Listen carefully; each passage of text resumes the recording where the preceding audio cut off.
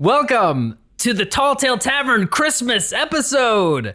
This is the monthly one-shot adventure TTRPG podcast, and I am your tavern master and host, Kyle.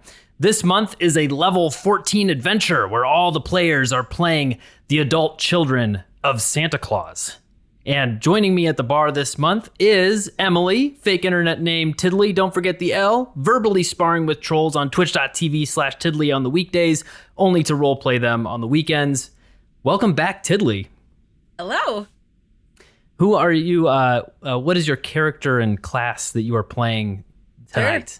Sure. So her name is Priscilla, but she doesn't go by that anymore. She wandered off into the barren expanse of the Great North and adopted the ways of the monk. So she is a monk, and she is a dragon, an ice dragon monk. Very cool. Yes. Yes, love. This is so far the highest level adventure that we have, and it's going to be. I think it's gonna be crazy. Level 14. There's a lot that you guys can do, and it's gonna be a whole lot of fun. Next we have Scott, and I'm pulling up his secret intro that he always sends me. He doesn't know it, but I got him the most incredible Christmas present of all time this year. I seriously cannot overhype it. Imagine a trip to Disney, but 1,000 times better, and it still wouldn't even be close. Scott Esmond, welcome to the podcast. I'm really excited now, Kyle, to see what you got me. I hope it lives up. It's exactly how you described it, actually. So, oh my gosh, this is going to be the best Christmas ever. I can't wait. And I was really dreading it this year after, so many deaths in the family. So it was really raise my spirits if you can. Next. I really hope nobody in my family dies between us recording this and coming out. That'd be very bad. Just like a bus accident. Knock on wood. Yeah. Scott, who are you? Who are you playing this evening? I'm playing Herman Kringle, the second-born middle child. It's totally normal half elf. It's recessive artificer, toy maker. So yeah. And you guys are all humans and yes, kind of demigod humans here. Except the basically human. So yeah, basically. Yeah. The genes and it's there. It's real. The ears are a little pointy, but Yeah, I'm a little bit shorter than everyone else. It's fine. Fine. Next, we have at the bar joining us, we have Twitch partner, Destiny Digest host, and Timon and Pumbaa apologist, Dan Finity. Welcome, Dan. Hey, thank you. It's a pleasure to be here. Pleasure to be asked. Pleasure to be invited. It's a wonderful time. It is great to have you. Who are you playing this evening? I am the oldest of the kids. I am Carl Kringle. I wanted to be a tour. I am a bard. I wanted to be a touring musician, but didn't quite leave the nest and just kind of like stuck around. I'm hanging out. I'm playing tunes at the factory to inspire all the workers at the factory. And just being that older kid. Great. It makes it sound like you're like the guy pounding the drums like on the warship to make it. I can play the drums. I can play the drums. I have a drum that I can play. I also have I also got a little tiny flute that I got when Dad learned that I had an interest in music. In music, yeah. Aww. Just it's not magical or anything. It's just like a little great peppermint flute, candy cane flute. And yeah, it especially sounds that way, Scott, when you with the drum thing, because Santa's factory, as we all know, Santa's factory instead of Santa's workshop. Yes, it's a sweatshop. He's expanded. He's expanded the operation. And last but not least, the mid card of Twitch.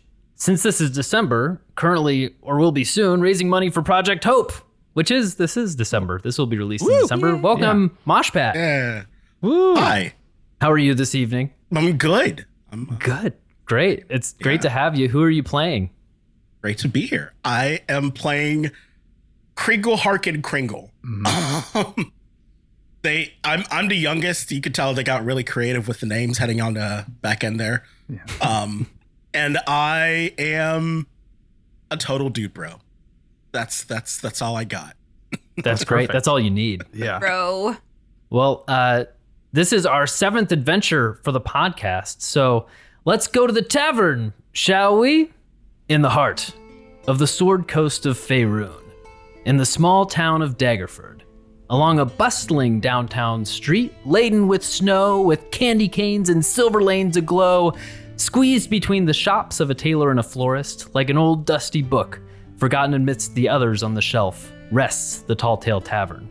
A place of truth and of lies. Grab a drink of any size and listen to the wisdom of the wise in this place where the ink never dries. This is where we find ourselves this evening, sitting around a worn wooden table with the smell of nutmeg and novels in the air. The front door opens like the turning of a page, and a flurry of cold, snowy air blows into the tavern. And in the door stands an elf. A short elf. A short old elf dressed in green with a green cone hat upon his head and big red earmuffs on his pointed ears. As he kicks the snow off his boots and closes the door, you realize this may be the oldest elf that you have ever seen. He steps up to the bar and says to the mustached and bald bartender, "I'll take an..." "Oh, sorry." And he takes off his earmuffs. "I'll take an eggnog."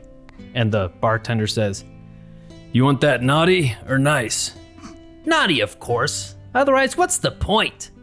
The bartender gets him his drink, and the old elf takes a sip, turns to the bar, and says, Did you guys know that Santa can retire? Yeah, crazy, right? Someone that works 1 day per year can actually retire. In fact, the Santa you know isn't actually the OG. Kris Kringle, now he was the original Father Christmas, until he decided to retire and pass the title of Santa Claus down to one of his kids. How would you choose who gets to take over as Santa Claus? To take on that kind of responsibility and to give the raw power of Christmas spirit? Well, I can tell you one thing, because I was there when he did it.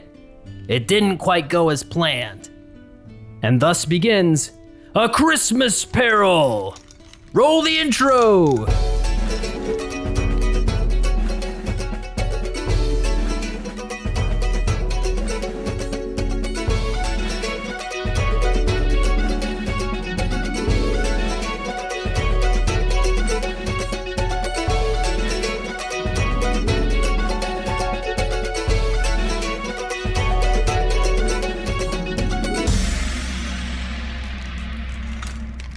It's 3 months till Christmas, and Santa has officially announced his retirement. This came as a surprise to most. Kris Kringle has been Santa for the past 1,700 years, and he was the original.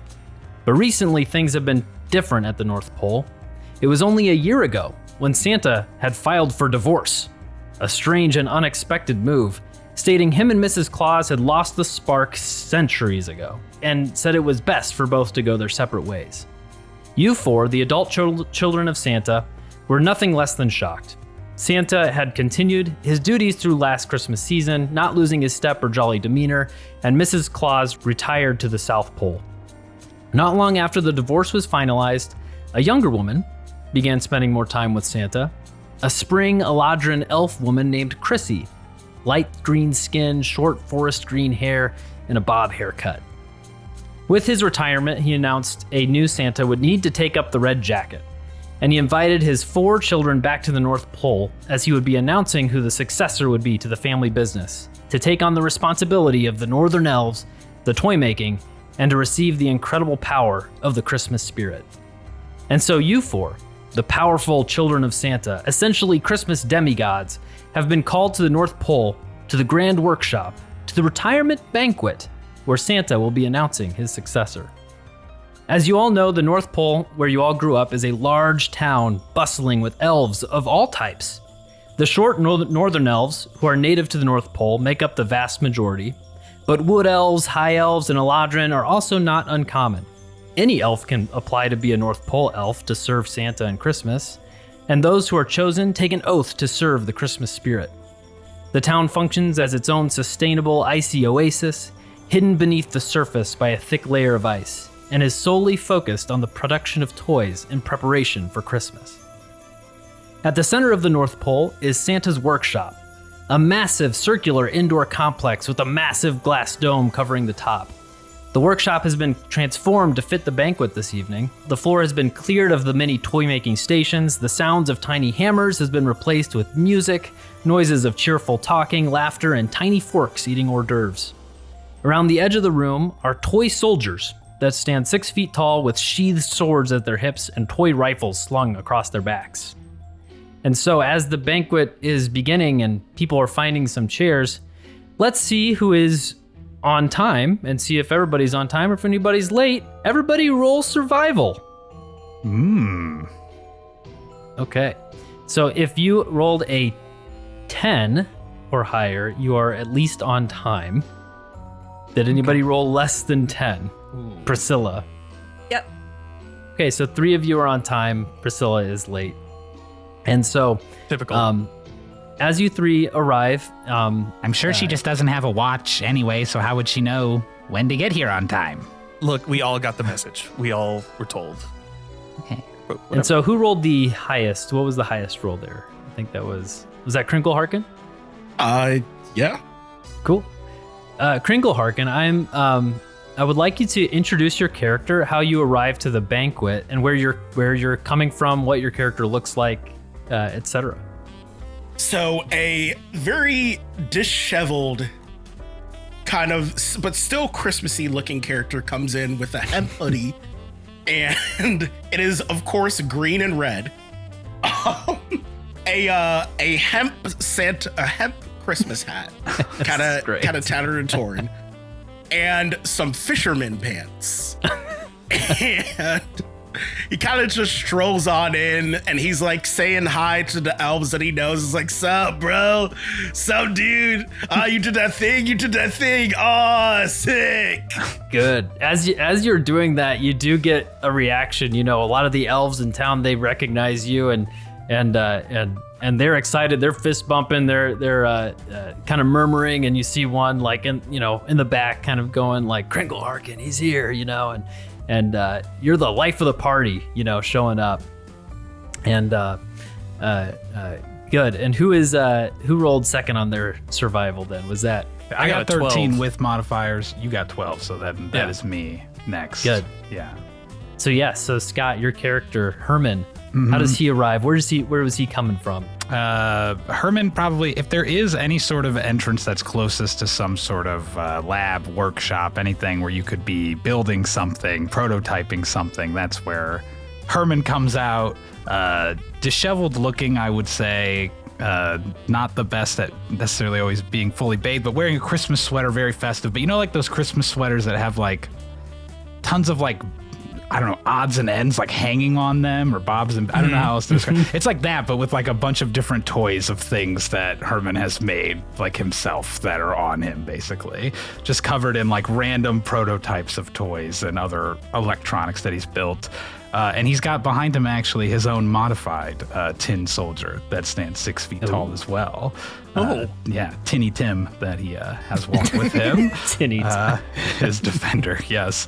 Yeah, he comes in and he's looking frazzled. We're frazzled. Everyone's coming. He's excited though because the siblings are here. He sees Crinkle Harkin, who I guess he probably hasn't seen in like 100+ years, maybe, for all we know. It's like, Crinkle Harkin, you're here! Hooray! And you're probably coming from your job, I think. Yes. This is kind of like the end of the day. And what is Herman's role? I think he's in charge of toy development, but he's trying to branch out into other areas, Okay. For a long time he was stuck just like kind of working the line, making the basic wooden toys that Dad wants, but he's trying to develop some new toys, new products, things to help push us into the next century, the next Santa Claus moving forward. Good. And Dan, please introduce Carl. What does he look like? Where's he coming from? Carl is about 5'6". He has a full beard, and like it's starting to get like patchy white bits in there, just from the age. He's got a full red velvet suit on. He's coming from home, and he's expecting to maybe play a tune on his father's retirement announcement. He's maybe play a little tune with that whistle that he was given by his dad. He's looking so forward to it, and he's just like he's in the red velvet suit. He's got the customary hat on, and he's nervous. He's been practicing all day. He took the day off from the toy shop in order to practice all day. Okay, good. And so as you guys enter the workshop, you an old high elf greets you and escorts you to your table. A long table facing an open area of flooring, and then facing the spot you all know where Santa sits to watch the workshop business. The big candy cane throne, a large regal chair made of hundreds of candy canes melted and stuck together. This is the place, so this is where Santa, this is his throne. Before the throne is that large cleared area, and at your table, the first course is waiting, and you see this fruitcake appetizer and a berry salad with cloudberries and lingonberries and blueberries. And so as you guys approach the table and really get close to each other, what are some things, how do you greet each other, your siblings? Carl, why weren't you at work? I was okay. So I've been writing this piece at home, and I think it's really good. I really want to play it. I think Dad's gonna love it. I think it's kind of perfect for this occasion. As long as it's filled with Christmas joy, of course I'll love it. Come on. You know what? It's the most filled with Christmas joy that I've filled anything with, and I just feel so excited. Kringle Harkin, I know you're not here very often. You're going to love this because Carl, nobody fills you up with Christmas joy like Carl does. He will fill you up. Hey, buddy. The whole season. Hey, buddy. So the only thing that fills you with joy is like fish. Fish? Fish? Like what? Have you heard of the band Fish? Oh. No. You know what? Do they sing? Trey? Do they do Jingle Trey Bells? Anastasio. You know what? I've heard Trey Anastasio's version of Jingle Bells. We have Spotify here. And you know what? We do? It is a song of all time. Like, if it sounds like that, bro, I'm sure I'm gonna love it. But either way, man, I'm sure you're gonna do a good job. Oh, it'll sound like something like that, kind of. Good. Not at all. I will say that I don't know if I actually said that Herman was the shortest or described him physically, but he is at least a foot shorter than either of his brothers. So he is like kind of. So you're like four. He's kind of like standing up on his tiptoes a little bit, like trying to, be between them, feel equal to them. Yeah. So you guys are chatting, and as the volume kind of goes down in the room, and you look forward, and you do see a small northern elf in green and red steps up to the front and clears his throat. Welcome everyone to the grand celebration! Yay! It's my honor to introduce the man with the bag, and then boom, you hear the doors open, and Priscilla, please describe your character as you enter into the workshop and what you are, what your appearance is, where you're coming from. Yeah, so she's basically kind of like medium height, very solidly built. You can tell that she's done a lot of work outside with her hands. Her hands are very rough from cold and from working hard. She's wearing all blue. She's a cloaked figure. You can tell that the fabric isn't very fine. It's kind of like rough hewn fabric, but it's very well kept. And then she comes in and she basically announces that she's deeply apologetic. She extends warm greetings to her siblings, that she was out feeding the poor orphan elves, all the children, and there were stragglers, and so she felt it was upon her to make sure that everyone was taken care of, and but now she is here and she's glad to be here with everyone else. I imagine she's saying, is she kind of saying this as she's walking into like everybody? Because at this point you open the doors and the entire group stops and looks like turns behind to see who like came in late. Hundreds of elves staring at you. Yeah, she's completely unabashed. She's got complete confidence, really believes in herself and what she's been doing, and is unashamed of being late. She thinks that she's doing the right thing. But what she was doing was more important than this celebration that's kind of expensive with all of these things. She's renounced worldly possessions and is kind of rebelled against the finery of her former life, and so she really feels she's unafraid and she comes in confidently and greets her siblings warmly and is not afraid to come in late. It's okay. Good. Yeah. Well, as you sit down at the table next to your siblings at this front table, the elf up front. Welcome, Priscilla. Anyways, it's my honor to introduce the man with the bag.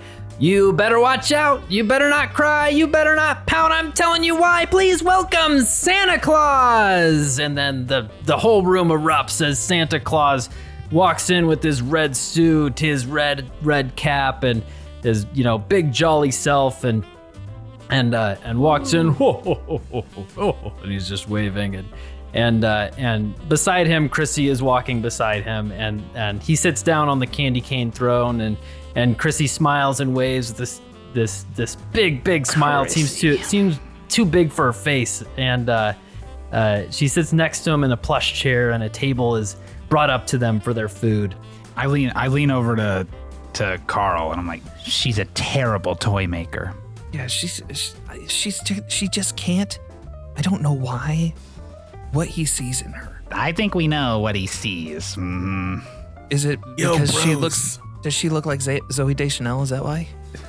Why? Yeah, that's accurate. Yes, she has dark green hair, but yeah. It's those spring elves. I try not to generalize any elf, but I don't know about those Eladrin spring elves. Look, I'm not racist. I just think, I think he's just looking for, it's clear he left mom, he's looking for something new, fresh, so he goes for the spring elf, of course. It's very clear. It's very much a mid-immortal crisis, we can tell.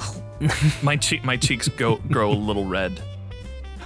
just thinking about it. The high elf comes back to you guys and one by one asks, and he just says, for this evening, savory or sweet? Sweet. I'll take some sweet. Savory. Bro, I'm trying to savor the goodness. Kringle Harkin does love fish, so bring him some fish. Yeah. Nah, don't bring me fish. I'm talking about halibut? Fish the band. Oh, he wants the halibut. He'll take the halibut. Have you ever listened to can you play Sublime? The Sublime? Well, and he looks over. You look over at the high elf. Looks over at there's a band of elves playing. There's a drum set and a few drums, not like a modern drum set, but some drums sitting out, kind of like a fantasy version of a drum set, like a timpani. Yeah, and a guy on a lute, an elf on a lute, and a big tall wood elf in the back with a large string instrument like a big cello, and he says, Sublime, I can ask to request that, I suppose. Not sure what that means, but I will do that. I don't practice Santa, Rhea. You get it, bro. I don't get it. What? No, you get it, bro. What's her dad's name have anything to do with practicing? It's no. I understand it's a pun of some sort. I think the song is called Santeria, and so we have Santa Claus as our father. Oh, and so this is he gets it, bro. But his name's Chris. Yeah, it's true. His name not is Rhea. Chris. It's Chris. But Santa, bro, Santa. He'll take the halibut. The halibut for sure. Well, we have we're only serving troll steak this evening. I'm sorry, there's no fish, but Would that be agreeable for you? Sure, bro. Sure. All right. Good. I'll be back. And so he I'll leaves. I'll talk to the kitchen and make sure they have some fish for you later. Don't worry. Yeah. Wait, we never found out what the sweet was. What do you think the sweet is? Oh, I don't know. I hope it's candy. I hope so too. I really hope so too. Little gumdrops. Those are my favorite. But yes, you're kind of sitting in the workshop. P, are you even and- eating? Do you even eat? Sorry, I mean, I guess you did say savory, but I'm just surprised. Yeah, You even I eat? mean, as long as it's something that's simple, I'll be all right with that. Okay. I still need to eat, you know. I might save some more for the orphans when I'm done, you know, if I'm not that hungry. So, When you say simple, do you mean seasoned? you know, I like my food to be plain generally. So, yeah. Like no salt, no pepper, no nothing? Yeah, like only chocolate syrup on top, or No, what are no you talking? chocolate syrup. No, I've renounced chocolate syrup also. Yes. Okay. Let's just focus on the presentation, everyone.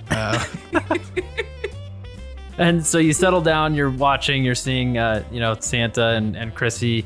They're like, it's uncomfortable. You're watching, Chrissy, your mom was Mrs. Claus, and she had been around for basically 1,700 years of Santa Claus being Santa. And just last year had this divorce had come up, and watching Santa be a little bit affectionate, snugly, it's not too much, but it's just a little bit much to see him and Chrissy sitting next to each other. And your food comes back, and so those who ordered the sweet, the front of you is placed a big gingerbread house, but instead of gingerbread, it's made out of waffles, and there's tons of candy in all the pockets, and it's drizzled with syrup. And then for those who ordered the savory, you get a big hunk of frozen raw meat on this plate in front of you. And the high elf, he takes out this wand and he says, "How would you like this cooked? Priscilla, how would you like this cooked?" Probably well done. Well done. Excellent. Well done. And so he takes out the wand and casts fire charge from the wand and casts it 6 times. And as he does, this Is Priscilla icy, chaotic evil a well done steak? I don't want to think about the blood of the animal. Hey sis, I didn't think that you wanted coal for Christmas. And that's good. So this like frozen raw piece of meat, as he fire charges it, sizzles and cooks and becomes well done, and he places it in front of you and he says, "Now eat it. You must eat it quick. If you need it to be recooked, then let me know." But as you look down at this meat, it is slowly starting to regenerate and become a little bit less cooked as it sits in front of you. And so, Kringle Harkin, how would you like yours cooked? Fascinating. Yo, bro. All right. I like my steak like I like my mistletoe, very rare. Okay. Would you like it how it is in this form, or shall I apply a single charge? Hit me with the one blaze, bro. Okay, good. So he casts one fire charge at it, and it sizzles on the ice, kind of like melts from the top, and that's about it. It's just this raw piece of meat. That's all it is. Oh, that looks Heck good. yeah. Just like we eat in the old country, bro. What old country? You're basically a baby. Don't worry about it. Don't worry. You've been here. Don't worry about it. Don't go outside these walls. I think you might be like a little not made for like outside these walls, bro. Cause Excuse me, I'm fully capable of taking care of myself. Because I've never left the North Pole doesn't mean that I couldn't. I mean, there was that one time that you asked me for help. Okay. That one time. What about That one time. I don't know, I mean, the one 7,000 times you asked me for help with your math homework when we were going through listen, school? I don't bring that listen, up, math do I? math is tough. Bro, math is tough, okay? Pi are not square. you don't even have to worry about math or like presents out there, bro. There's like this wild thing called the internet. Oh, I know about the internet. Like everything's on it, man. Yeah.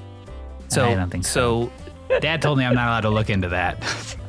Maybe that's where Dad found Chrissy. I don't know. Herman, there's this thing called the internet. And there's this thing called the internet, and what it does is so it makes these dial-up sounds, and I play the internet dial-up sounds on my flute. Yeah. Do you need me to make you a new flute? You've had that one for so long. I can fashion another one. That's just how it sounds. That's just how it sounds. I don't think though. That sounds like two ethereal planes clashing against each other or something. That's not music. Whatever that is. Huge fans of Straczynski. I love this. This setting is like a D&D fantasy setting, but I like the idea that you guys have some sort of ability to peer into other planes or something. I'm just assuming that's that's what's happening. Because you're bringing these references from your life travels. You all are decently old yourselves. We haven't said your ages yet. The high elf says, "Oh, and here's your waters too. Would anybody like anything other than water? We have hot cocoa, spiced. I'll take hot cocoa. Wine. Oh, good. Did you want peppermint schnapps in that or no? Peppermint? Yes. I don't need any schnapps. No, I don't need to mess with the old noodle. Okay. We have also a sugar plum face spritzer and Gregnog. If you'd like some of that. I'll take the sugar plum spritzer, please. Okay, good, wonderful. Take the edge Anybody else would like anything? Yo, bro, let me get some of that Gregnog. Good, yes. Greg the elf is making his famous eggnog tonight from reindeer milk. Okay. Would you like some brandy or no? Put a little brandy in there and tell Greg to make it extra creamy, bro. You know what I mean? Okay, good. I'm gonna roll to see how good Greg how the creamy elf is eggnog. creamy the eggnog is. See, I was afraid that it was going to be Nog, made from Greg. We're not milking Greg. Oh gosh, no, that's not This what is I a meant fantasy by this. world. We don't know. Rolled a nat one. A nat one. Oh goodness. It's not creamy at all. His famous creamy. It's a very bad batch. It's very bad. Dry eggnog. You take a sip of it and it is just a little curdled. It's not. It's pretty bad. How is it? It's not the best thing, but I tell Greg I still love him, man. You'd think after 700 years he'd know how to make it. He makes it every year. Well, it's fine. It's a challenging year for all of us. Dad's retiring. You probably can't focus. Gotcha. Well, what about all the other years? Well, he's Greg. What do you want me to say? All right, we don't talk about it, but he's Greg. All right. So you guys continue your dinner, and as you finish eating, Santa is also finished, and with a goblet in his hand, Santa stands and addresses the crowd. Oh, this is just wonderful. It's been a long time since we've had a gathering this large outside of our usual Christmas Day celebration. And he looks over at the band of that band that's sitting there, and he points over to the elf at the drums, and he says, "Elmer, I see you've got the band back together." And the elf points to his ears, and you see these small wooden red and green cones coming out of them. Thanks to you, I can actually hear the beat again. Sled Zeppelin flies again. And he goes, oh. Well, I especially want to thank Chrissy this evening for organizing all of this. She has just been a wonderful presence to have here in the North Pole. Don't you all agree? And the elves are, they're a little reluctant, but they do agree with Santa. Santa is the man, he's the man, and they go with kind of what he says and what he does. But there is a slight reluctance there, right? Everyone kind of misses Mrs. Claus. I just look at Herman. I mean, we have to. Come on, he's retiring. We have to clap at least. Yo, Herman. Did Mom get hot or something? That's not Mom. That's not Mom. That's Chrissy. Wait, who's Chrissy? So I have sending. Can I send a message to Mom?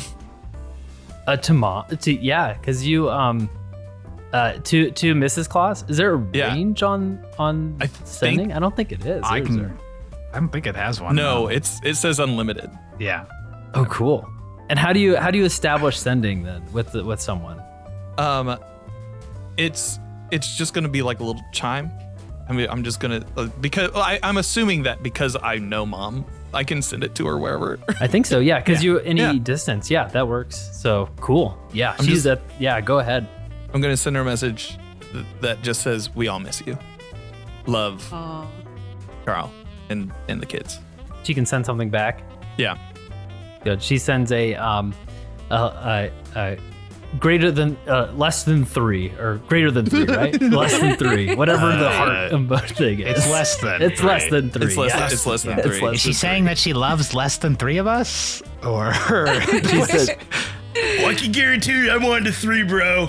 She says less than 3, and then a less than and a oh crap, I was gonna say C, but maybe an O with like a little and it you take that, you know what that means. It looks like a little penguin. Does she send an eggplant because she doesn't know what it is? No. Also, randomly. She just has T9. She just has T9. My mother-in-law did that once, actually. she sent you an eggplant? Eggplant emoji. Yeah. Or did she know what it meant? I don't know. My character probably would. I'm telepathic, so I would probably communicate with my siblings and say, "Hey guys, I know this isn't ideal. You know, we all miss Mom, but let's give Chrissy a chance. Dad seems really happy. You know, it's kind of like calm everybody down." Okay, that's easy to say when you're never here, but yeah, sure. Santa interrupts your thought a little bit and says, "In fact, I have an announcement to make. Last night, I asked Chrissy to marry me, and she said yes." And, Bro, there is a getting gasp in the audience, and then it becomes cheering. It gets louder, and some awes coming from the elves. But that's what he just announced. Is this really happening right now? I don't know. Is it too late to like break them up? Is it too late? Well, you can't do that on Christmas and ruin the holiday spirit. Come on, Well, Carl. that's great, but we got like 3 months, dude. We got 3 months. Do we? I don't remember. I can remember. It is 3 months till Okay, Christmas. well then we're 3 fine. months. Let's do it now. Let's do it now. Let's do it now. Let's Chrissy break them hugs up. him and gives him a kiss on the cheek, and Santa says, "We plan to be married on Christmas Eve this year, and you all are invited." And the crowd cheers. And he says, Christmas Eve, but that's a very big time for working and finishing up toy production. So that'd be And who's, well, I mean, production-wise, they should be done by then, but you'd think, well, he's got to travel around. How's he going to find the time? I guess. Well, I suppose he is. This is retirement announcement. Never mind. Go on, Dad. What was that? well, to the real reason we are here this evening, I am retiring, and it has been my pleasure serving you all for the past 1,700 years as Santa Claus. As I have grown older, I have come to realize that although I am rather big, Santa Claus is bigger than myself, and it is time to pass the torch, to have someone else bring joy and happiness to all every year on Christmas. And it so warms my belly to have all of my children here today to be present, and truth be told, every single one of you would make an excellent Santa Claus. But you don't need to hear that from me. You know it yourselves. So please stand up and tell us why you think you would make a great Santa Claus, why you would be a great Santa Claus. Herman, go. Me first. Please okay. tell us. Interesting not to go with Carl, the oldest, but okay. Probably pick me first because obviously you picked me first because you know, Dad, I'm, I have the most experience, obviously working in the factory, working with the toys. I've got a lot of hands-on experience there, and even though I've been kind of stuck there for a while, in that, I think you can tell that I've got a lot to offer Christmas. I'm bursting with Christmas spirit, and I'm just ready to, dive deeper into every aspect of it and maybe revamp some aspects. I've got a lot of great ideas for what we can do in the future, Dad, and how we can make Christmas Christmas. Go ahead and roll Bro, is persuasion. that like to Taco Bell? Exactly. Live Moss. I know that one for some reason. Roll persuasion. Go for roll persuasion. Excellent. Herman's very charismatic with a -1 to his persuasion. I picture him as a nerd. Like he was really like. I was like into it, sweating bullets the whole time I was saying that. I was not making eye contact with anyone. Half of what I said, I only said in my head, and I was mumbling. So I got a 3. Yeah. A 3. Yeah. Yeah, you were going so fast. Everyone was kind of leaning in, trying to catch everything you said, and then you sat down. Santa says, "Priscilla, why don't you tell us why you'd be a great Santa Claus?" I know that I haven't been here for a long time, but I've been traveling the world and learning that there's more to Christmas than material goods and possessions. And I really would like to be Santa so I can revamp what we're doing here. And instead of giving children actual possessions, let's work on our curing world hunger and maybe giving children food. We have this amazing sled delivery system and all of these resources. And what are we giving them? Toys? There's so many hungry children. We should be feeding those children. Why are we giving them toys? We should shut down all of our polluting factories that are destroying the environment. We can do better. I need to take a breath. We need to be better. I need a breath. Go ahead and I'm not gonna have you roll like with disadvantage or anything. Just roll persuasion. I'm just curious to see if those words resonate with the crowd. This is ludicrous. This is gonna go over horribly. It's an 8. It's an 8. An 8. Yeah. So. Yes. Yeah, not great. And yeah, exactly what you'd think. Like some people are like cocking their heads like that's an interesting perspective and sit down and some people are like, yeah, she's got a good heart, I guess. And so Santa says, all right, wonderful. On. Carl, why don't you give us your perspective? I think Carl is so kind of shocked by all of this. I think the idea is just kind of hitting him that his dad's going to retire, and he kind of expected everything to kind of stay the same for so long that he's just kind of shocked, and he kind of wells up a little bit, and he goes, I just love Christmas. And like, I've never really thought about being Santa before, but God damn it, it would be an honor to serve. And he just kind of wipes a tear from his eye and sits back down. Beautiful. Roll a performance with that. Performance. Are you implying that tear was fake? I was going to say persuasion. I was going to say persuasion. Performance. Persuasion. Yeah, I have a plus 14 to persuasion, so. Let's see how you do then. Yeah, baby. give me persuasion. Gosh. I got a 2. Plus 14. Plus 14 is 16. You guys have really rolled bad. That's great that you have a plus 14 to that. That's insane. And then, yes, that absolutely has an effect on the crowd. And the crowd is just like silent. And Santa's, wow, thank you, Carl. Kringleharken, please tell us what would make you a great Santa Claus. Yo, first off, what's up, elves? I just wanted to say hey to my boy Steve in the back. Yeah. I see you, Steve. But I just want you all to know, bro, if I became Santa, yo, every day would be a fucking party, bro. Go ahead, roll persuasion right now. Roll persuasion. I want to see what the Wait, crowd am I reacts. allowed to curse? Yeah, of course you are. Okay. Look, I know I haven't really hung out with Kringleharken all that much, but I'm kind of taken aback by how much he curses. I'm kind of taken aback by the fact that you said the God word in your. Look. I know we don't believe in him, but it was in my heart. I had to say it. How dare you mention our greatest competitor in the war on Christmas? In this You're ruining the plot of this adventure, Scott. Sorry. That's so funny.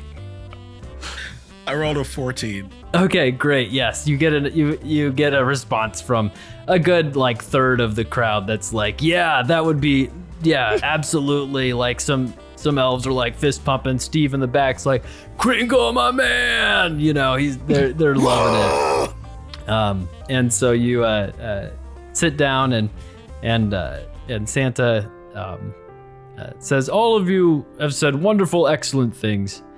But there's one thing that's truly more important than the rest. I have for each of you a treasured memory of mine for you to experience, and to show us all why you would be the best choice for Santa Claus. So everyone here can see what I see. And as he says this, behind him a few elves wheel in 4 massive snow globes, and they roll them in front of Santa, and they're swirling with magical snow and energy inside. And he says, please step forward and show us what's most important about Christmas. And so, as you all stand and how does he always do this? How up, does he manage to get these things built underneath my nose when I'm in the factories literally all day, every day? I don't understand. That's Dad. That's Dad.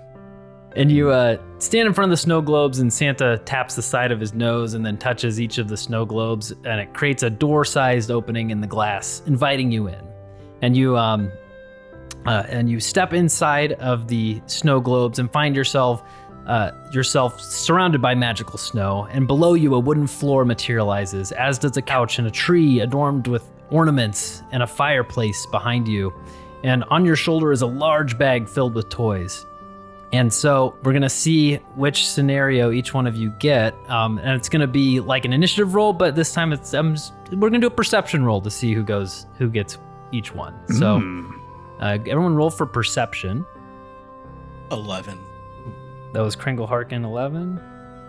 And a 12 from Herman. 12 from Herman. Got a 21. 11.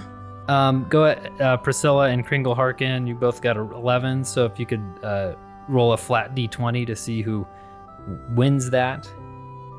Not me. 10? Okay. Okay.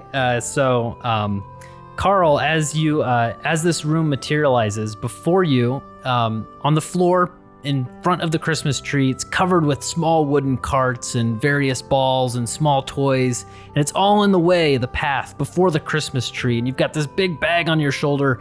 I want you to roll for acrobatics as you try to get through all of this mess to get to the Christmas tree. Okay. Got a 17. 17. So you're able to get through, and you're going, and you're making it fairly easy. But then at the last step of the way, your foot lands on a ball, and you just slip and fall and kind of land on your side in front of the Christmas tree. And then next is Herman is next, and so. Herman, in your scenario, you're in the room, and before the tree on a small plate are 2 cookies and a glass of milk. And so you look at those and you think, okay, this is, I got to do this. And so you take a bite of the cookies, and then you take a drink of the milk, and you realize this milk, it's like the Gregnog from earlier. It's curdled, it's gross, it's nasty, and you're trying to hold it down. Roll a Constitution saving throw. Oh, good. I'm actually good at these. Heck yeah, 24. 24. Yeah. Good. you taste it, and you're like, oh God. I taste it, but I use my fingers to plug my nose, as I'm dipping it, but try to subtly do it. Like you're chewing at the same time. Yeah, exactly. Yeah. You drink the entire it's more thing. like a eating than a drinking situation. Yeah. It's like a thick tapioca. Yeah. I love it. Kringle Harkin, you're in the room, and you're looking around the room, and there's some candles lit around the room, and you see a candle by the window. There's a curtain hanging, and the curtain starts to catch fire. What do you do? Bro, this is a bad trip. Let me, is it just candles? Well, there's a fireplace behind you, but it's out, and there's 2 other candles in the room, and the one that was by the curtains the curtain is now lit on fire a little bit. Stands in shock and stares at the fire as it consumes. The house burns down. I'm going to reach inside the fireplace and grab the ashes and try and throw it on the curtain. Okay. And so you go ahead and do that. You try to scoop up a big hunk of ash and throw it. Well, let's see. Maybe what kind of roll would that be? Maybe a dexterity check.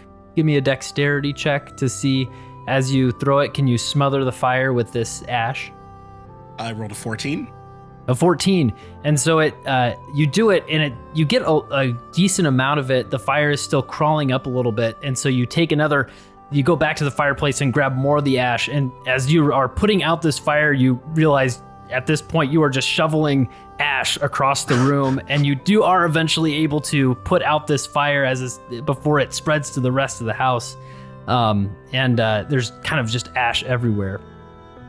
And Priscilla, in your room, you look at the tree, and underneath the tree, there are presents already there. There's some presents and gifts. The tree is actually toppled a little bit to the side of the room and kind of fallen against the wall. The presents are all torn up and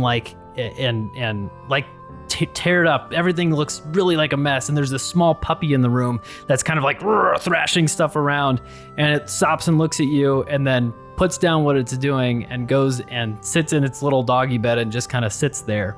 And so you realize, I need to, clean up this Christmas mess here for this family.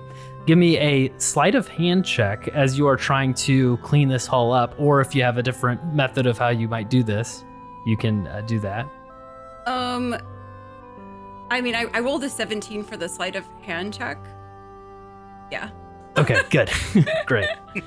And so you are able to clean up most of it. You're able to make the presents look at least presentable. The tree, you try to stand the tree up, and it falls back over against the wall. Back up to Carl. As you fall and hit the ground, you look up and kind of like, you rub your back because you hit your back, and you see a small lizard folk boy standing in front of the tree holding a glass of water in his hand, and he's on the verge of tears. I'm gonna sit up swiftly. I'm gonna wink at him and then reach into my bag to give him a toy. Oh, thank God. Oh, good. I wasn't going to kill the kid. Yeah, he pulls out a silenced pistol. That's a different movie. But I reach into the bag to get him a toy. Okay, good. Roll a persuasion with advantage on this. Okay. That is a 29. 29. Wow. I'm a high persuasion. The boy takes the toy and smiles and blinks, and the tear kind of rolls down, but it's one that had been welled up there, and not he's got a smile on his face now, and he takes a drink and walks away, and the room spins with whirling with that whirling snow. And then Herman, you have finished drinking this large glass of milk, and you look down and you see a small human girl holding a crocheted owl bear in one hand, and she goes, "Did you like the milk?" It was among the most interesting textured milk I've ever had. Good. And you can you pass the DC for the initial thing. Oh, and good. so she shrugs her shoulders and gives you a hug, and then runs off, and the room spins with whirling magic, and the scene is over for you. And Kringle Harkin, as this ash is everywhere, you see a small Aarakocra boy holding a blanket, and he's like just on the verge of tears, just looking at you in this mess in the room.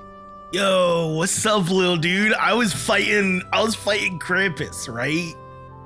And like I won, bro. I won, little dude. Krampus? And like Yeah, Krampus was coming up in here, and he was like, I'm gonna get this kid. And I was like, no, you're not, bro. And we had like an all-out drag-out fight, and that's where this ash came from, bro. Because I was just like, Fraw! And I took out Krampus. I did that. Embers are falling off the curtain. Awesome. Yeah, you want a toy? You want a toy, bro? That's good. Roll persuasion with advantage here.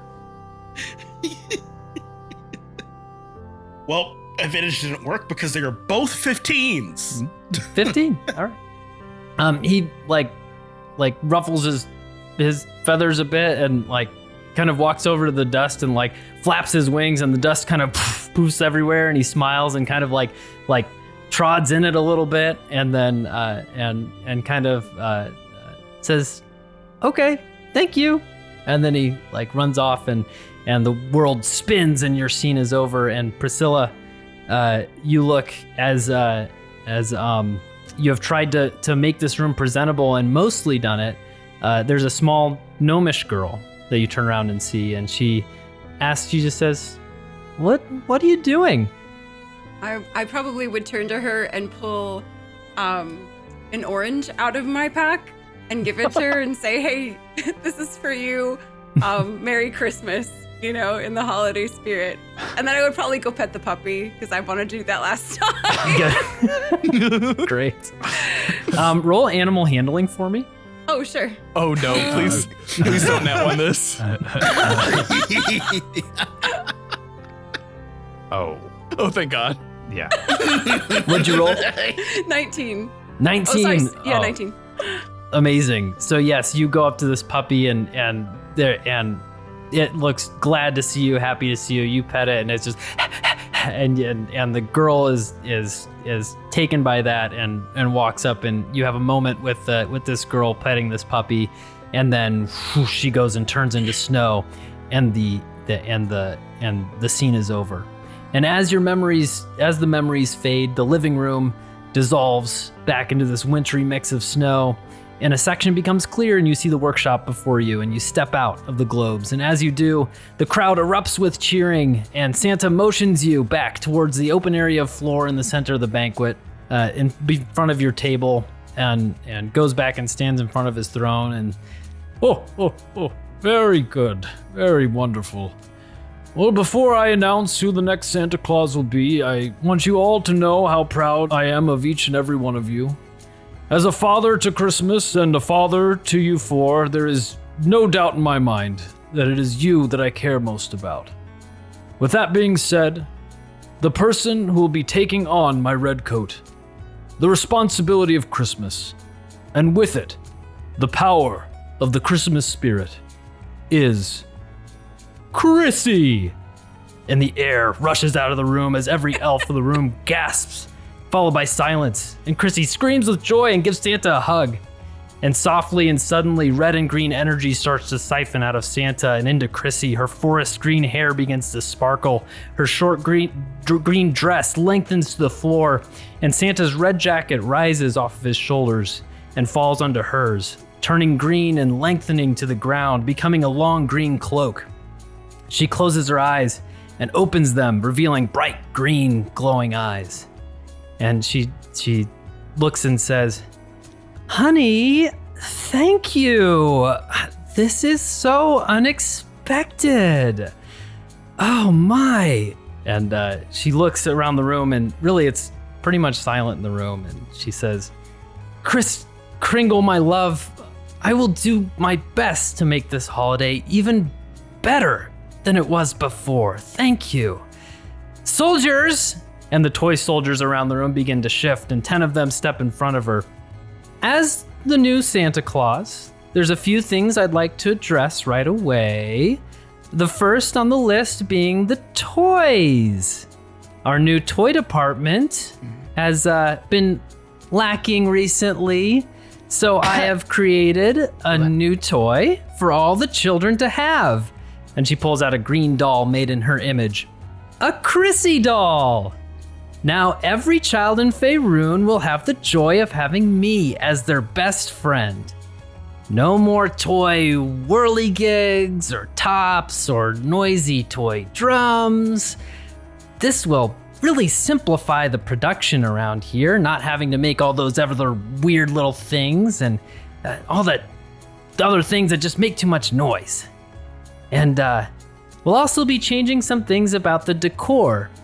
It's old and drab and tired around here. Don't you all agree? You know, Carl needs a takes little personal sprucing. offense. Carl takes personal offense. You think he's taking offense? This is fugly doll that she's holding up there. Something in his core. I disagree, but the other way around, I think it's too ostentatious for sure. I'm like, oh, you're wrong. And you guys are sitting there, you know, shocked at this, right? Like, I'm just- pinching mad. myself literally like, is this a dream? Someone wake me up? Am I still in the snow globe? I've never felt this before, just unbridled rage. This is the first time I've ever not felt Christmas joy. I don't understand. Carl's Seething about to under the multi-class into barbarian just out of sheer will. And she continues. It's old and drab and tired, and we all know that green is truly the most important color of the season. So from now on, anything red is dead. And a handful of elves walk in from the side with big green paint buckets and painting supplies. Now, I know that this will be a bit of a transition period, so in order to make it as smooth as possible, I have decided to detain Carl, Herman, Priscilla, and Kringleharken until they swear loyalty and fealty to me in an unbreakable promise. Do you swear? I'm looking through my spell list right now. Sidebar, guys. I'm looking through my spell list right now. We should. How do we swear? Should we just give in to her? I mean, it seems like it's hopeless. Should we just give up? So as you look around, you see there are about 10 toy soldiers standing in front of her. Okay. There all right. are 10 on either side of the floor, starting to kind of move closer in. And as you guys are talking and pausing, she says, "Okay, well, if you don't want to make a decision, then you are under arrest. Seize them." Now look, hear me out, bros and sis. Hear me out. Make it quick. Kill her right now. I like the sound of bro, we that. can- You yeah, know what? he's with It would solve so many of our problems. I can't sanction unsolicited killing, unfortunately. Unsolicited, she's trying to arrest us, It's Priscilla. just arresting. It's not Look, like Priscilla. she's threatening our lives. Think and about everything. all of the starving children that are going to die if you're not available to give them food because you're being held prisoner by an evil she-bitch who's trying to ruin Christmas. I feel like murder is slightly like the worst Herman thing language. you could possibly do, though. Sorry. You know what I say. ACAB, all Chrissies are bastards. Yeah. He's got a point. Kringle.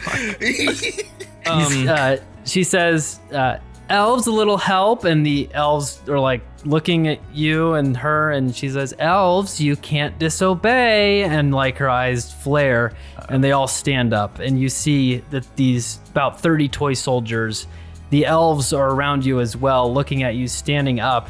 These elves that you know well. These are your family. These are your friends. And they are circling you. You look around and see that there's an opening. Boss, everybody, sit down.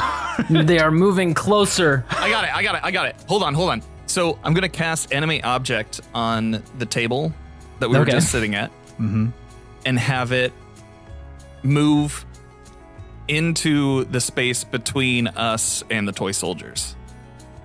Okay, so there's the toy soldiers directly in front of you. There's ones on the sides too. Oh, damn it! They're circling around. I didn't realize we were surrounded. You look and you do see that there is an opening between some of the guards. It's to the right, and you see a hallway, and know this to be the hallway that leads to the stables. So the table that I just animated, I'm gonna have it rush to the right, and I'm gonna be like, everybody hop on. We're gonna ride this thing. Awesome, great, okay, good. We're dashing through the snow on a one-horse open table. Okay, that's amazing. The table is ready. Do you guys do this? Is this what you do? Yeah. He's so charismatic. How could I resist when Carl tells me to do something? Yeah. He's the oldest brother. Amazing. So you jump on the table and it rushes forward, through this opening and into this hallway. This is leading towards the stables. And Chrissy just, all right, and get them. And she announces that the toy soldiers start running, and you are way outpacing them. They are far behind you.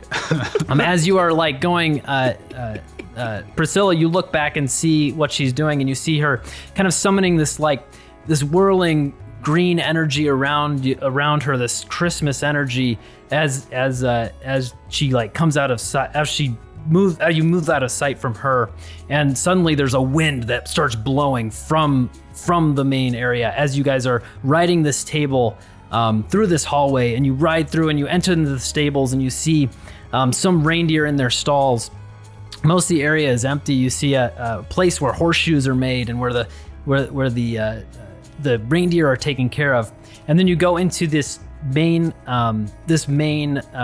enclosure, this main I don't want to call it a shed, but like the main area of the stable, and you see Santa's sleigh sitting there, and all 8 reindeer are in tow, and the big Santa sleigh, red, beautiful with this copper brass lining around the edges, is sitting there. So as we're leaving, I'm gonna look back at Santa and just kind of like telepathically say, Dad, are you gonna let her get away with this? Is this okay?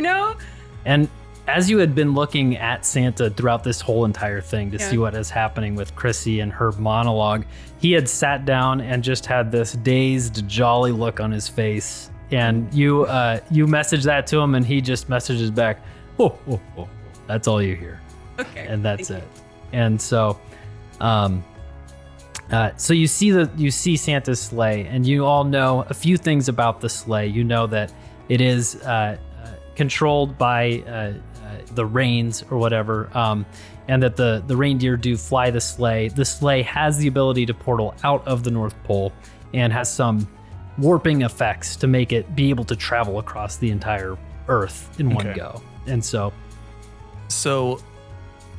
what I want to do with this table that we all rode into this stable with, I think I need to get help from one of my siblings to shut the door to the stable, and then I tell the table to like brace it while we decide, like, and I caress the table and I say, you've been wonderful, thank you so much.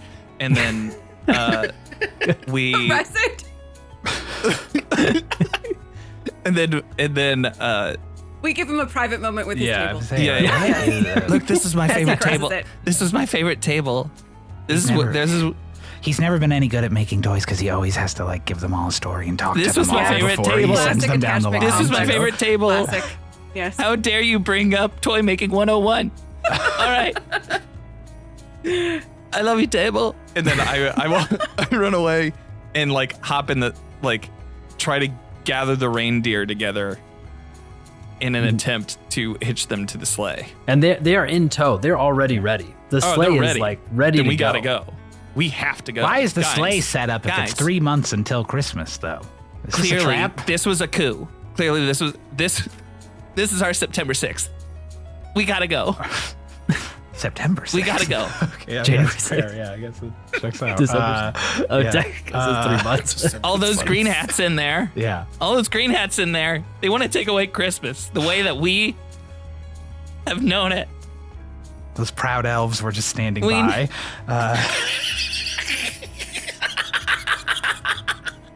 Look,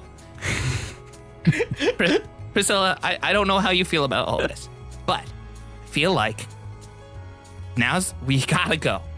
You hear a thud on the door, thud, and that table's like trying to, how a table would hold the door closed with its like legs, and it's like thud, and You're a good table. No, we need to escape. We need to find some way to save Dad. I'm really worried about him in all of this. I'm worried for Dad too, but the Thud. fact that she You hear moved another up, thud. she moved against us the fastest.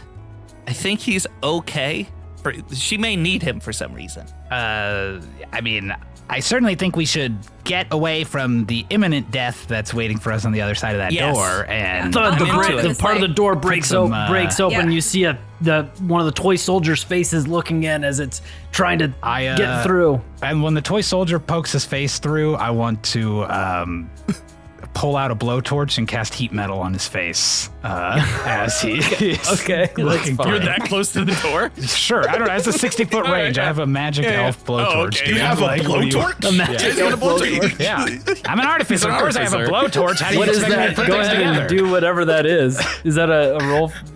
I mean, I don't actually know how it works on something that's made of metal, but it says any creature in contact with the metal takes 2d8 fire damage when I cast the spell.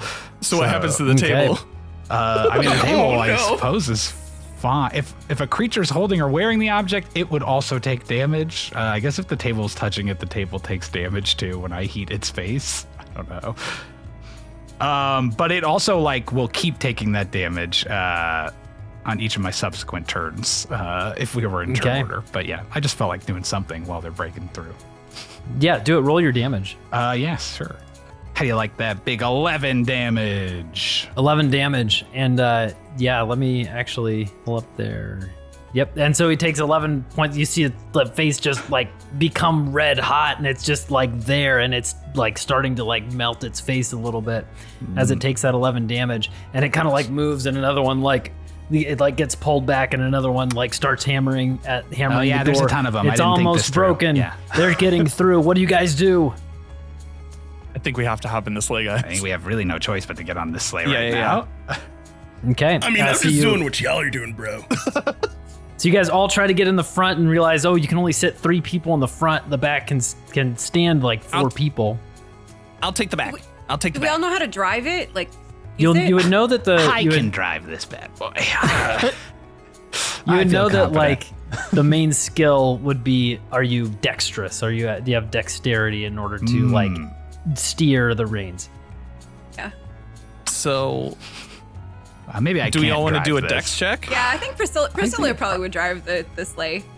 I think the person who hates Christmas is the last one who should be driving the sleigh, personally. Listen. The sleigh runs on Christmas joy, and I don't think that's I'm in it to save Dad and save on, the I'm rest running a of dex you check. because I love you guys. Are we all rolling dex to see who gets to do it? Oh, is this okay? I just got an 18. I got an 8. Wait, what did I get? Oh, I got 17, but Priscilla got what a did you get? 24. Yeah, Priscilla's 24. driving. Great. Priscilla's driving. Oh yeah, just these. It's fine. Let's go. Okay. Who's sitting up front with her? Carl already said he'd sit in the back. I'm not sitting in the back. I'm an I'll equal sit in the Kringle. I'll sit in the back, and I will give. I'll play a little tune on my flute, and I will give Priscilla a bardic inspiration. Oh. Cool. These are What is Tiddly's that? favorite. She's very good at using them when Maybe she's too good. supposed to. Definitely not just adding them to lots of rolls. Good. I have Priscilla at the reins in the middle, and then on either side I have Kringle, Harkin, and Herman. Right? Yes, we're Yes. on either side of her. And Carl's in in the the back. What is your bardic inspiration die, Dan? Sorry, I didn't It's hear what you 1d10. Yeah. said. D10 now. Okay. Yeah. What does it do? Is it 10 plus?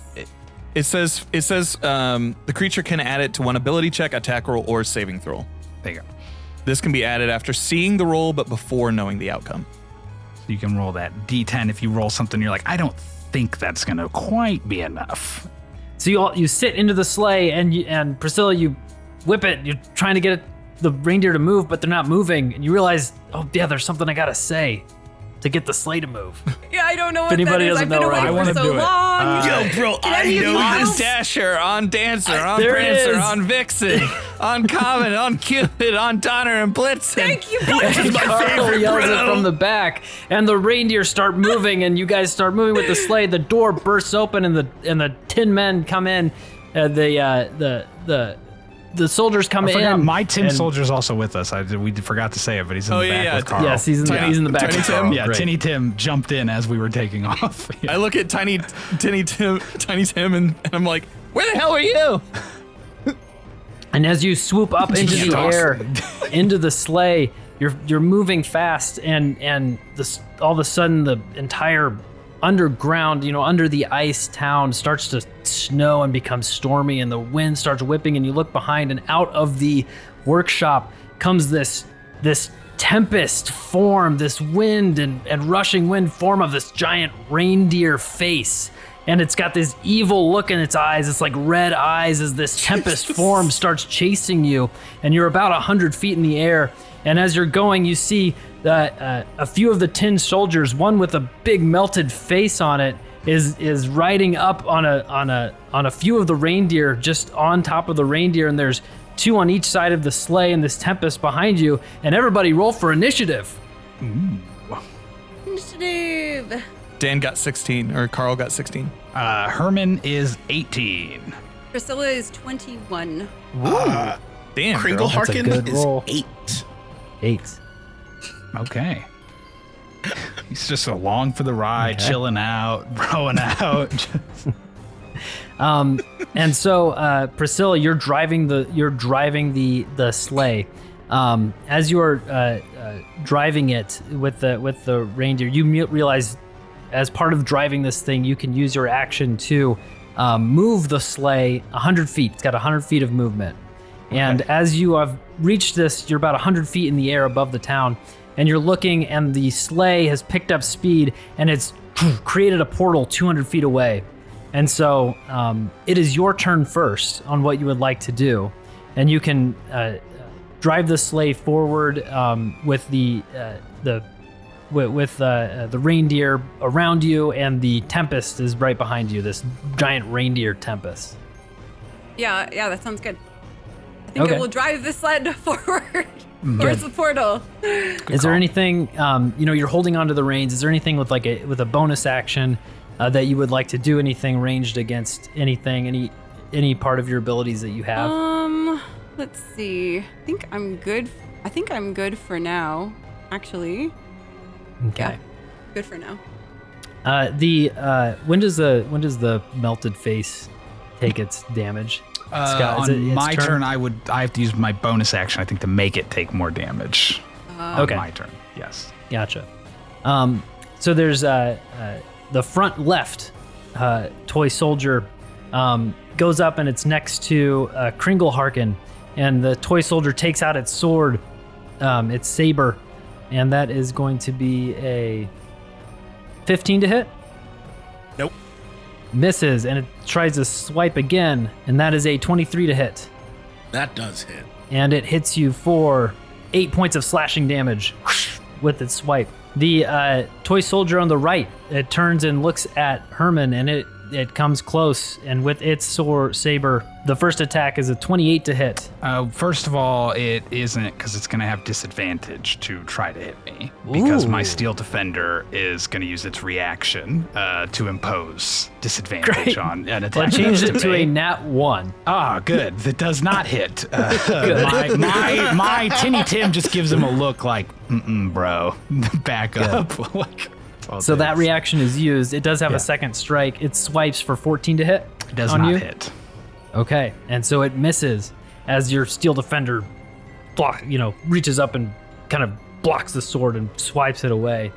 The toy soldier to the back left, it's got its melted face. It's kind of a little bit farther back. It's about 15 feet away from it, and it is going to take out its toy gun and try and shoot at Carl for a 29 to hit. And that's my armor class is 14. Yep, so if anything hits a 14, then it will hit. And so Gotcha. it, That is dog shit. We gotta get you some armor, Carl. What are you wearing? I wasn't built for this. and hits you for 8 points of piercing damage, and then it shoots again. Jesus. Can I react to that first one? The hellish rebuke. yeah. I think you can, right? Is Yeah, that yeah.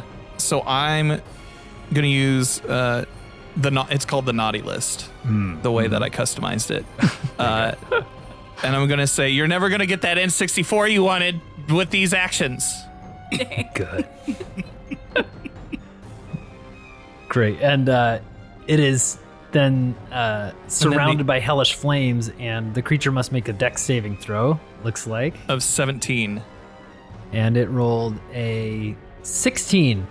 Okay. There you go. So then it takes 2d10 damage. Okay, fire this damage. is good. This is the one that already has the melted face.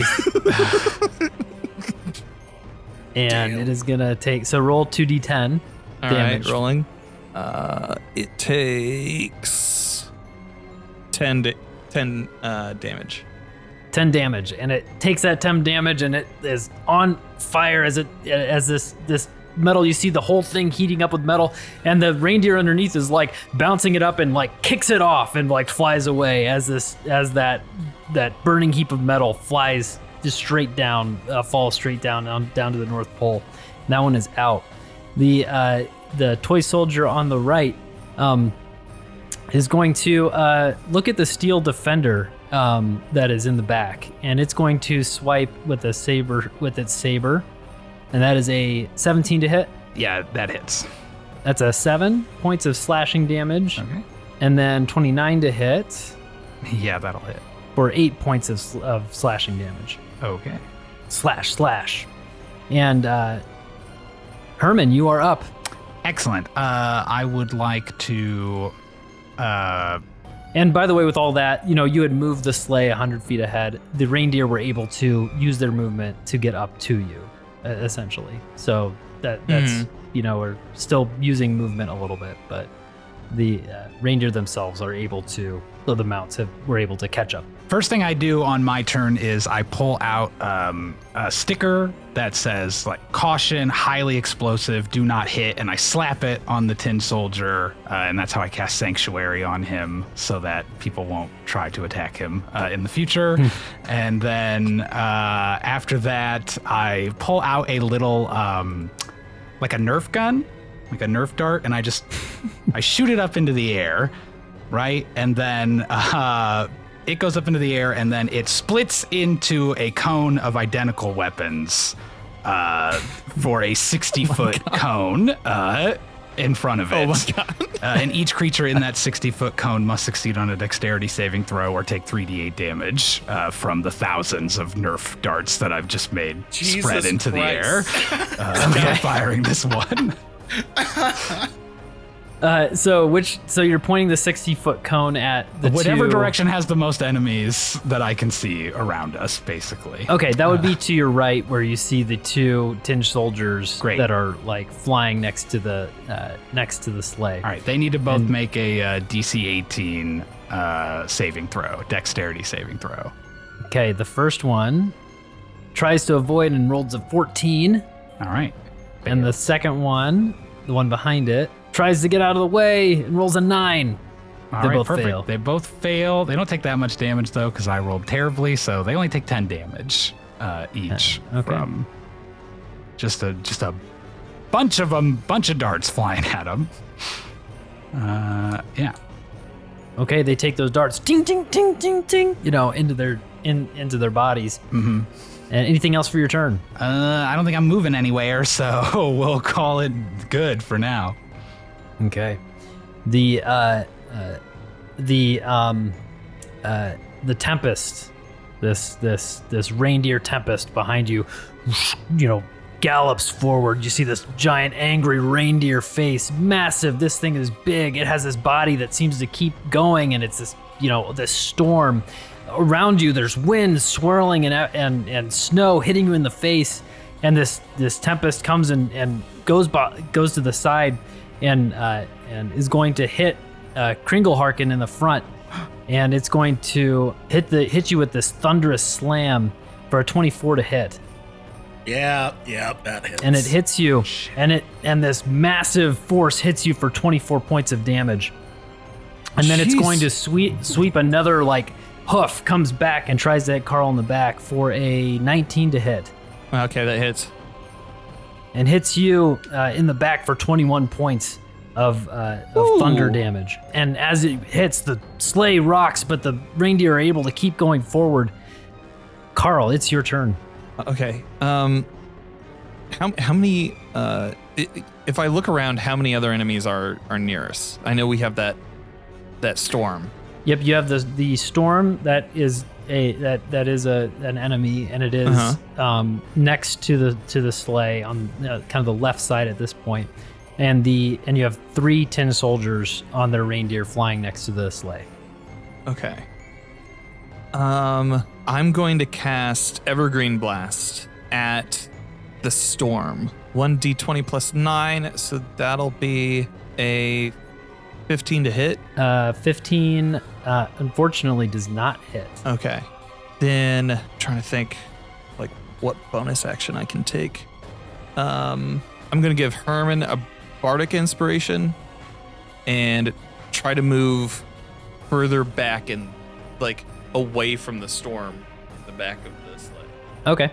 So you move, and you as you're moving back, you look beneath you and you do see Santa's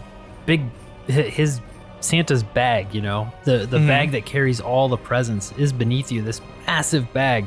And you look down and you see out of the front of the bag, it's like an illusion of sorts, but you see like a couple legs like kicking out of the end of the bag, like just like in there, and it's got little like elf shoes on, and you look down, and as you move back and kind of like lift the bag up, and this to be a bag that can hold many objects, this giant bag of holding, and you kind of like reach in and you pull out there's a small elf in there, and you pull him out, and he's got these what are you doing? big red earmuffs on, and he pulls them off, and he's like, what Hey, you're the guy from the intro. What's going on? And this is an old elf. The hell if I know, man. We're just okay. Here's the rundown.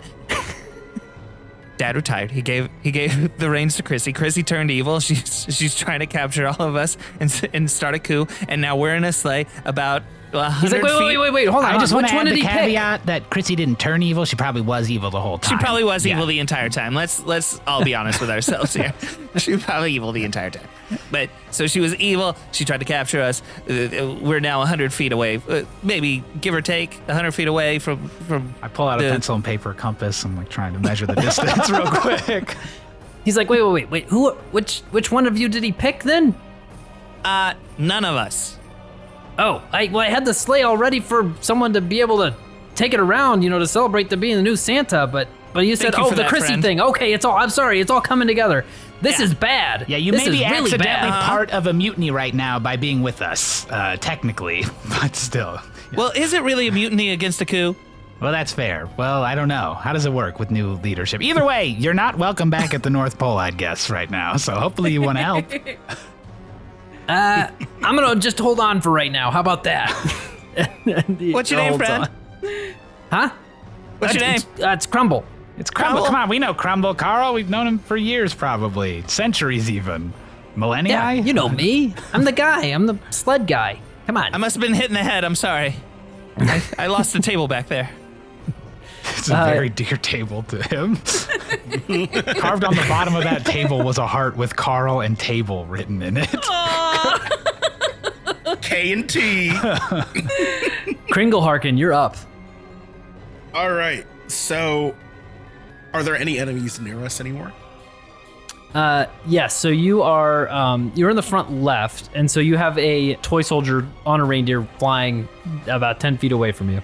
And actually, he did take a swipe with his saber, and so he is still 5 feet away from you. So he's 5 feet away. Yeah. That works even better. Because I've got 2 weapon fighting and I've got 2 hand axes. Perfect. Good.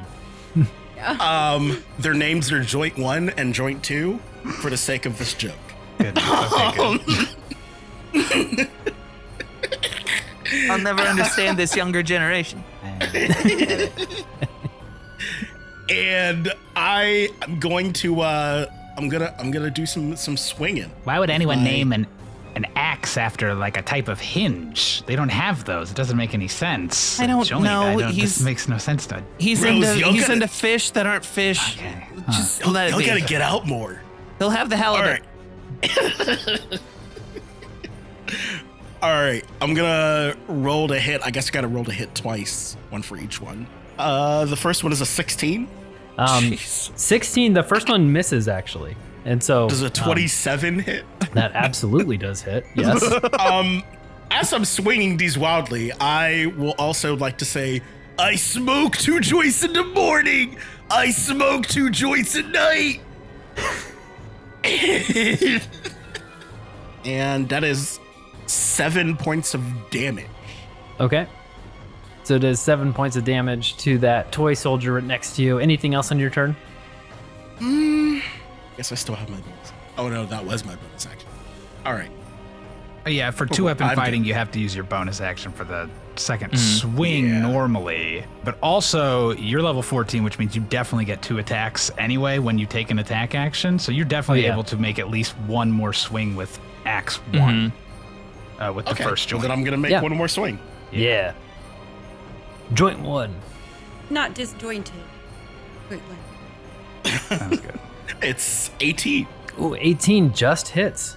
These metal objects, and I'm gonna take that third strike, and I'm just gonna yell, I smoke 2 joints in the afternoon. There we go. That's awesome. And that is gonna be an 8. 8, okay. Take some chunks out of this guy. And anything else for your turn? That's all I can do. The Reindeer Tempest is going to take a legendary action at the end of the turn order, and it moves, it swoops underneath the sleigh and to the right and peers at all of you and everybody in the sleigh, and it swirls and opens its mouth, and this screaming gale comes out of its mouth and blasts all of you, and everybody needs to make a dexterity saving throw. Right. Priscilla 13. Carl saves for 28. Herman got a 17. Kringle Harkin got an 8. Okay. So everybody who had a roll less than 21 fails. Damn it, I was going to add something too. That stinks. To you who fail, you take this, as this thunder and wind hits you, you take 28 points of thunder damage. Oh my god. Guys, remember you have the Bardic too. Yeah, and if you want, I'm okay if you want to use it. I wasn't going to use my Bardic. I was going to, if you'll let me use something else, I'll just use Flash of Genius and I succeed, because that's what I was going to do. Yep, that's fine. Yep, that's the medium doesn't allow for good communication sometimes. So that's good. Yeah, so very good. Go ahead. So you're able to succeed that? Yeah, because it raises Flash of Geniuses. Whenever I make any sort of save, I can have Spark of Inspiration just add my intelligence modifier to it. As well, so I can just add 5 to the roll. Oh, cool. Yeah. And so that is, for those who did not save, you take 28 points of thunder damage. The rest of us take half, I'm assuming. Yeah, and take 14. Okay. Oh my god, dude. Oof. Mm-hmm. We got to get rid of this storm. Mm-hmm. And let me actually, I need to roll for these soldiers because they are all here too. And good. Your thing needs to take it too, Scott. Your your deal needs to. Me too. And actually, I know that they're all going to fail because it's impossible actually for them to succeed at a 21 DC. Tinny Tim, how'd you do? Oh, not great. He did not succeed at that. Oof, so he takes 24 points. Yeah. Thunder damage. Oof. Okay. And all of the Tin Men essentially just explode. The rest of them, they get blown off of the reindeer and they fly, and the sleigh takes double damage from that. And poof, as this thunderous blast hits, the sleigh is rocked and rolled, and everybody is clutching on the insides, holding onto this sleigh, and it's being, in this storm. The reindeer that were around the Tin Men are, go down back towards the town. And Priscilla, you're up, and 100 feet ahead of you. You have not been knocked off course. Okay, how close are we to the portal? 100 feet. We're still 100 feet away. Yeah. And all the Tin Men are gone, so there's nothing within like 5 feet of me that I can attack. Yeah. The big wind thing. Okay, I'm going to, I don't have a lot of actions I can take, so I'm going to cast Let's see. It is Aspect of the Worm. So I'm going to create an aura that has lightning resistance. Yeah. Okay, cool. If you would like to use your movement first, I would let you do that of the sleigh. Oh, okay. Yeah, I would like If to you keep would like moving the sleigh in the direction. I'm sorry, I thought Okay, that was no, understood. I will, absolutely. Want to As my action, yeah. Action. say yeah. what you could do in what order to kind of see, what It might what change your happens. mind on what bonus action you use if you Oh, move okay. first, Sure, I think is sure. what I'm he's gonna move hinting first. at. I'm gonna move first for sure. And so you move forward and through the wind, and you're mushing the sleigh forward, and it goes, and the reindeer is behind you, and you fly towards the portal and go through the portal. Okay, And the now we're sleigh in. is rocked, and it as you're about to hit the portal, it kind of shimmers and shakes, and you fly into the portal, and the portal closes behind you. And as you fly through, you see a bunch of huge candy canes around, just massive candy canes over this big tundra. You're in a giant candy cane forest, and you're headed straight for a candy cane. Make a dexterity saving throw as you're trying to steer these reindeer away from it. Hey. Ooh, not great. Flash of genius 12. that you get, and 12. don't forget you got bardic Oh, that's inspiration. true. You got bardic. I That's use true. my flash of genius to help guide you and point you in the right direction. So add 5 Okay, to so- that and roll the bardic inspiration. And Bardic Inspiration is D12, right? A 1d10. 10. 10. Oh, it's D10. Okay. Okay. So that's a 2. 7 total. So that's I rolled a 12, so it would be a 19 if you add 7 to it. Yeah. Yeah. 19. Oh, you're just almost able to miss it completely, but one of the what are the tried. rails? You What tried. are the things that hold up the sleigh? What am I blanking on? I don't know what those are called either. The little- sled legs? I The don't know. sled legs. The legs, Yeah. the skis. Maybe they're skis. Yeah, they're Sure. they're skis. One of the skis hit technically. it dents, and as you hit off of the candy cane, giant candy cane, and the sleigh kind of rumbles, another portal opens in front of you, and you go through the portal, and you're going straight down towards water, open sea, and you splash up against the water. The reindeer kind of move up out of the water, and you go, and there's a giant swirling sea in front of you, and this huge gumdrop comes, and almost you have to pull away from the gumdrop. Make another dexterity save. Okay.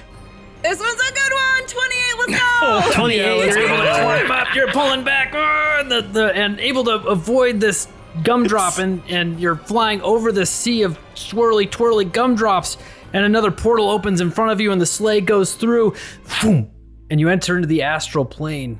And you're looking around and see you're surrounded by stars and planets, and you're just floating in this open area of space. And you look to the left and see a big Nautilus ship, and there's a mind flayer standing there, and kind of cocks its head at you, and puts up a hand and waves. And then as Hand you him a tiny float little through- toy. Ding. And It's really far away. On the way Like back. it's my toy can checking fly. out the I have ship. magical tinkering. Fuck you. It goes to Okay, great. You said the Grab toy your to me. Nerf dart Yeah. and send it. What's the toy that you send?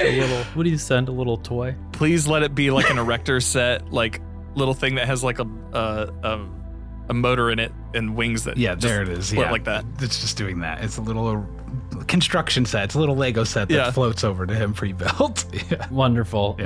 And as it hits and lands in his palm, and he looks down, you look forward, and another portal is opened, and the sleigh kind of dives into it, and boom, you go through the other portal, and suddenly you're in a desert.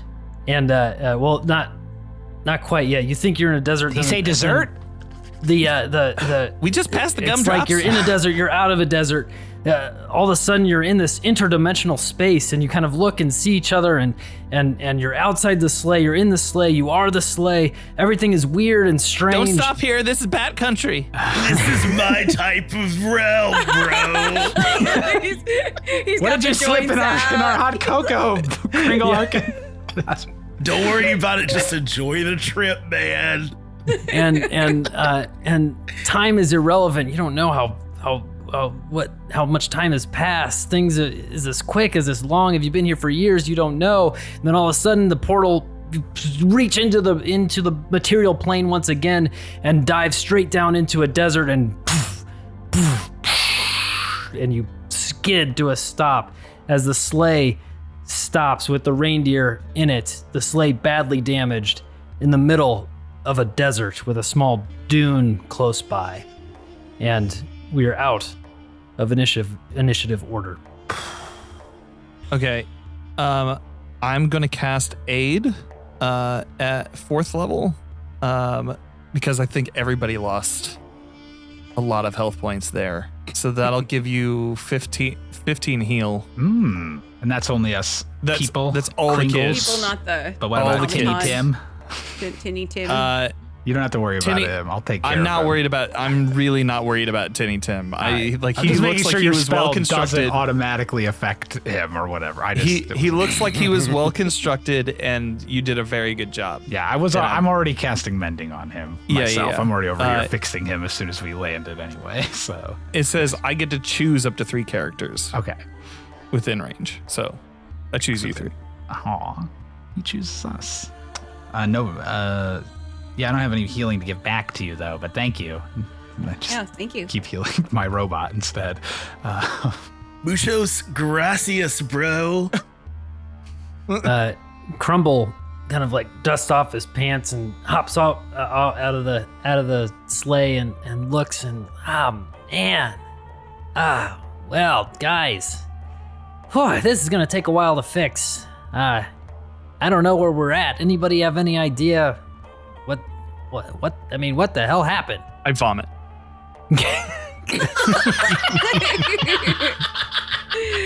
Oh man, okay. Portals do that to me. Hey, I'm sorry. Ugh. Hey, bro, kind of looks like a gingerbread house. The vomit looks like a gingerbread house. Good. It's like chunks of eggnog coming back.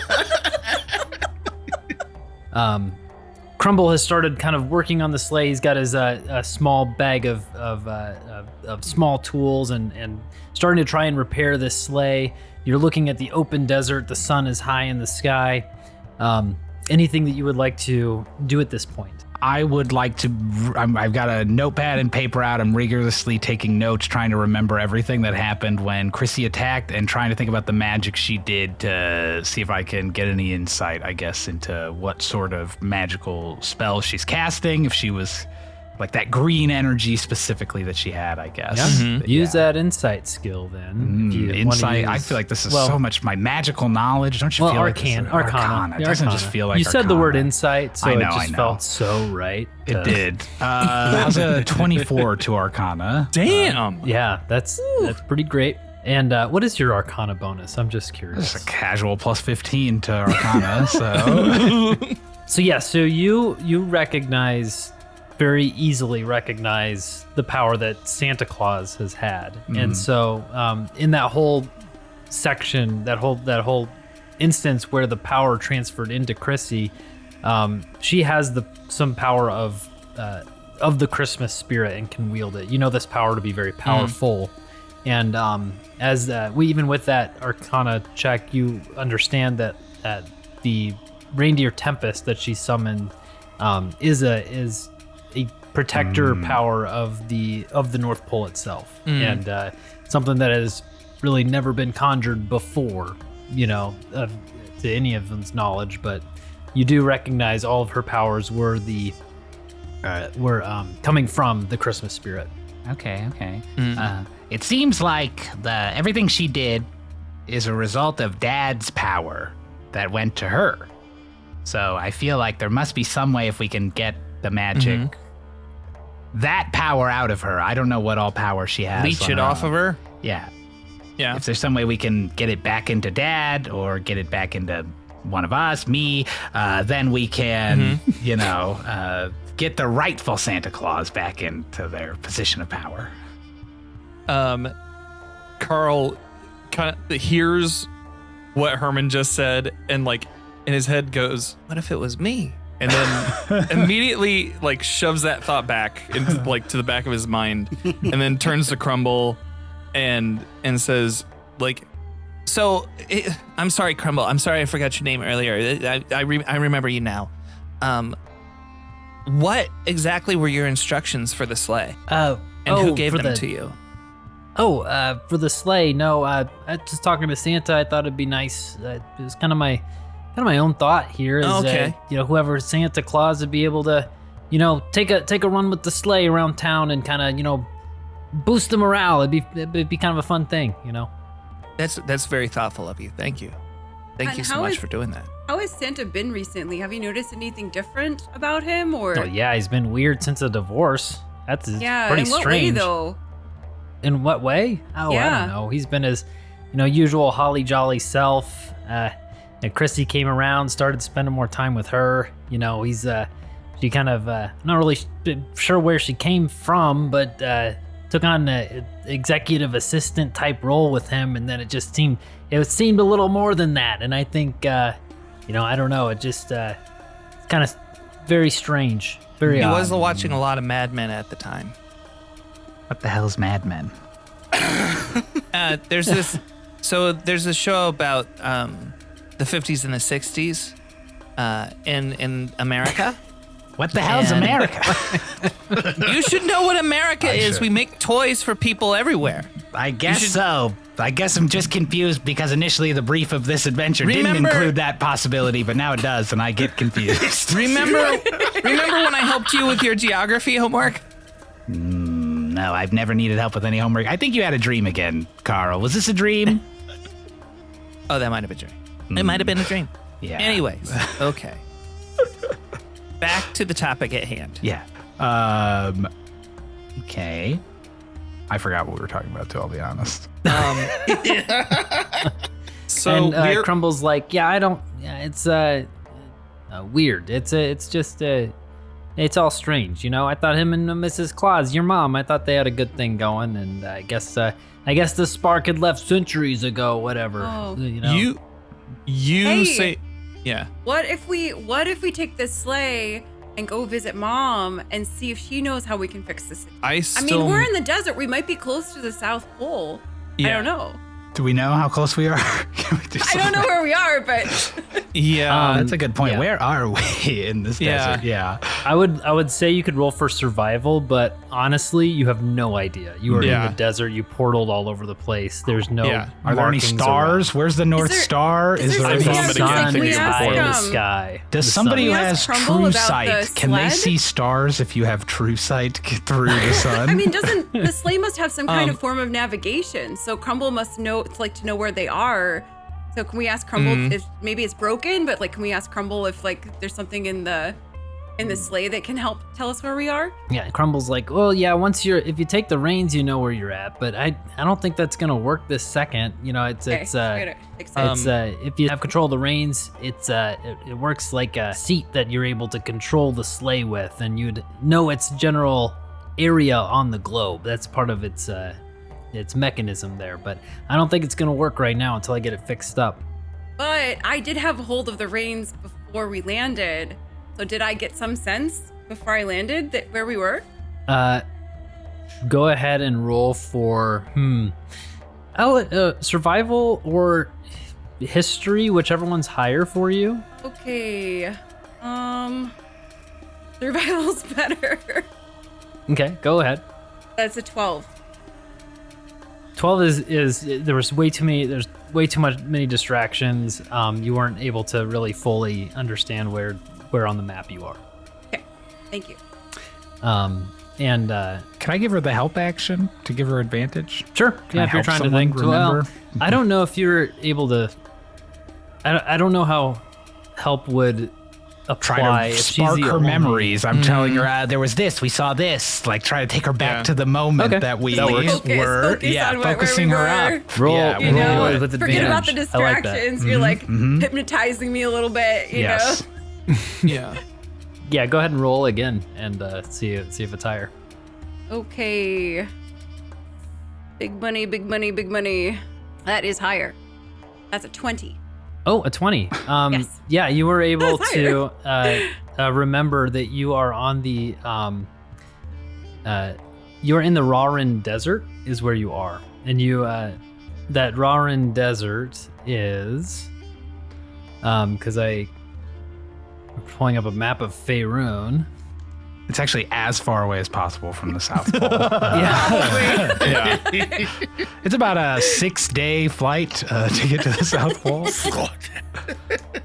But we can portal in the sleigh, right? We don't have to fly I directly. don't know unless it's if we have portals broken. the power, to control it. We have to have Santa Yeah. Claus power to portal? Because we portaled when we were going around. Well, I don't know. we can always portal back to the North Pole with our snow globes. That's true. So That's rather, and I feel Yes. like if she doesn't know that we're coming, we could always just get the advantage on her. Right. Take her down.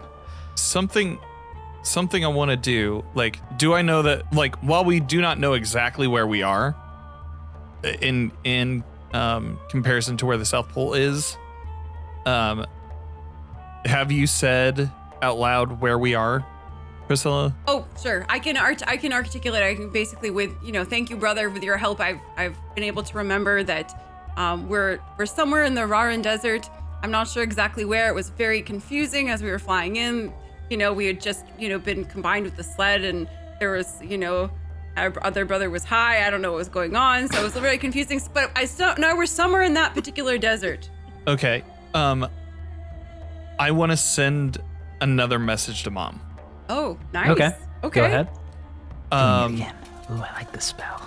So it's 25 words. So I have to figure it out. Choose carefully. Yeah, I have to choose carefully. Dad is possessed. Dad. Chrissy sucks. Said, where is Raran Desert? Dad gave North Pole to Chrissy. So that's 6.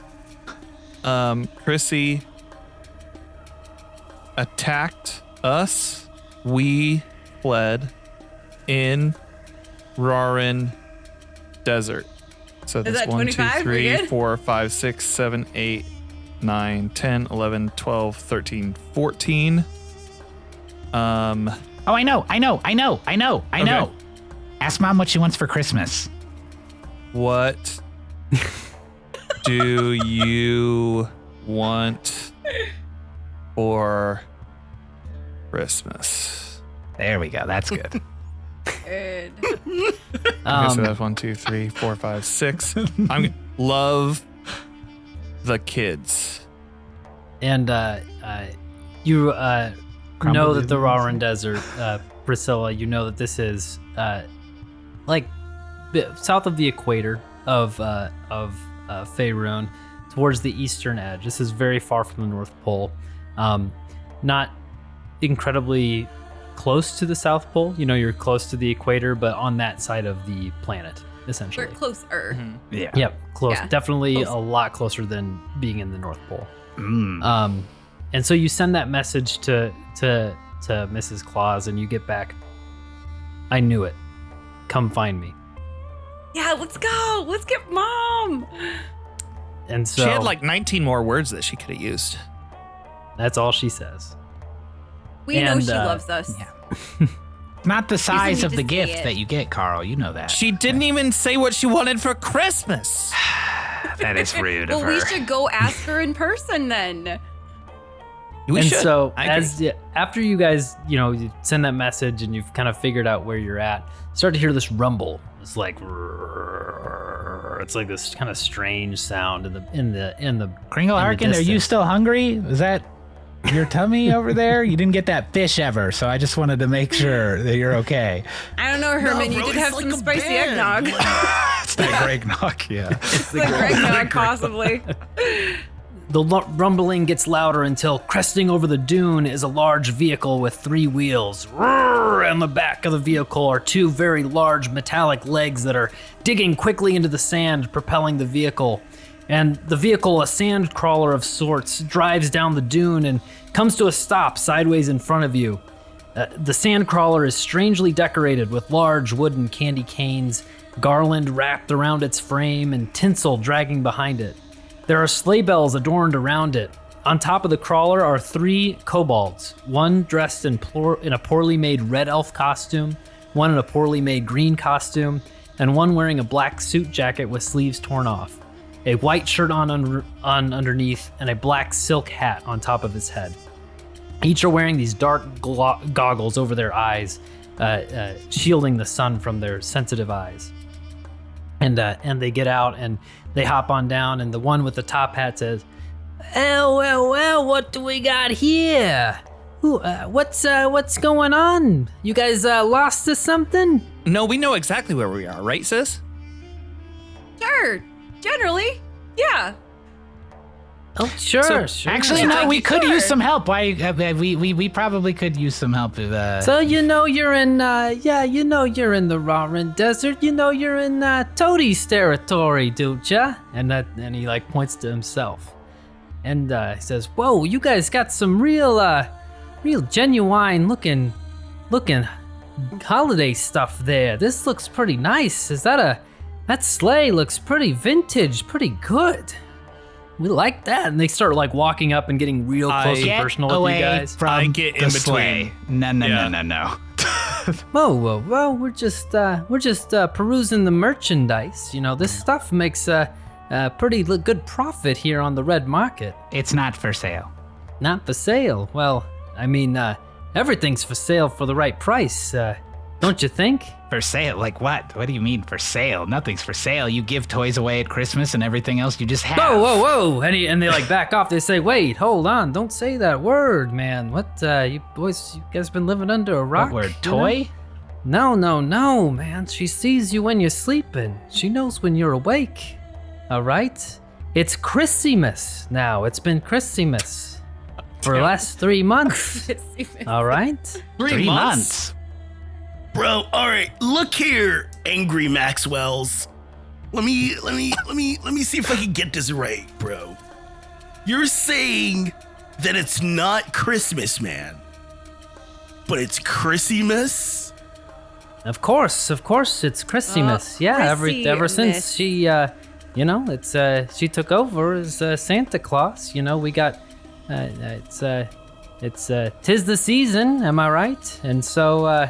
What you got here, what we got, this stuff is worth quite a pretty penny because, this is kind of contraband now. I'm surprised that you made it this long without being, cursed.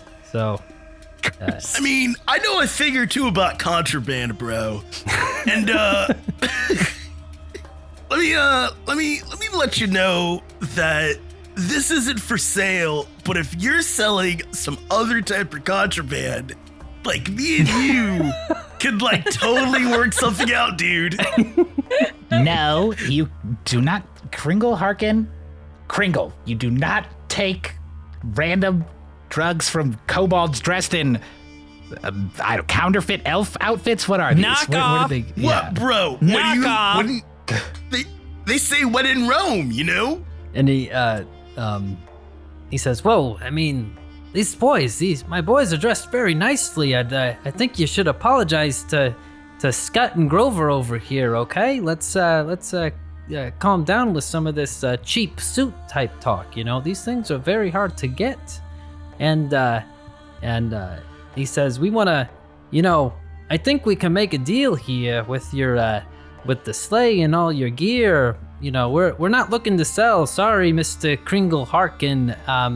Nothing to sell here, but we'd be willing to buy. I think we can come up with a good deal. We want to look spiffy for Christmas Eve tomorrow." I'm so sorry that there's been some sort of confusion that you've had. If Christmas is coming, we're not selling, like I've already told you, but Christmas here, I give them each a toy.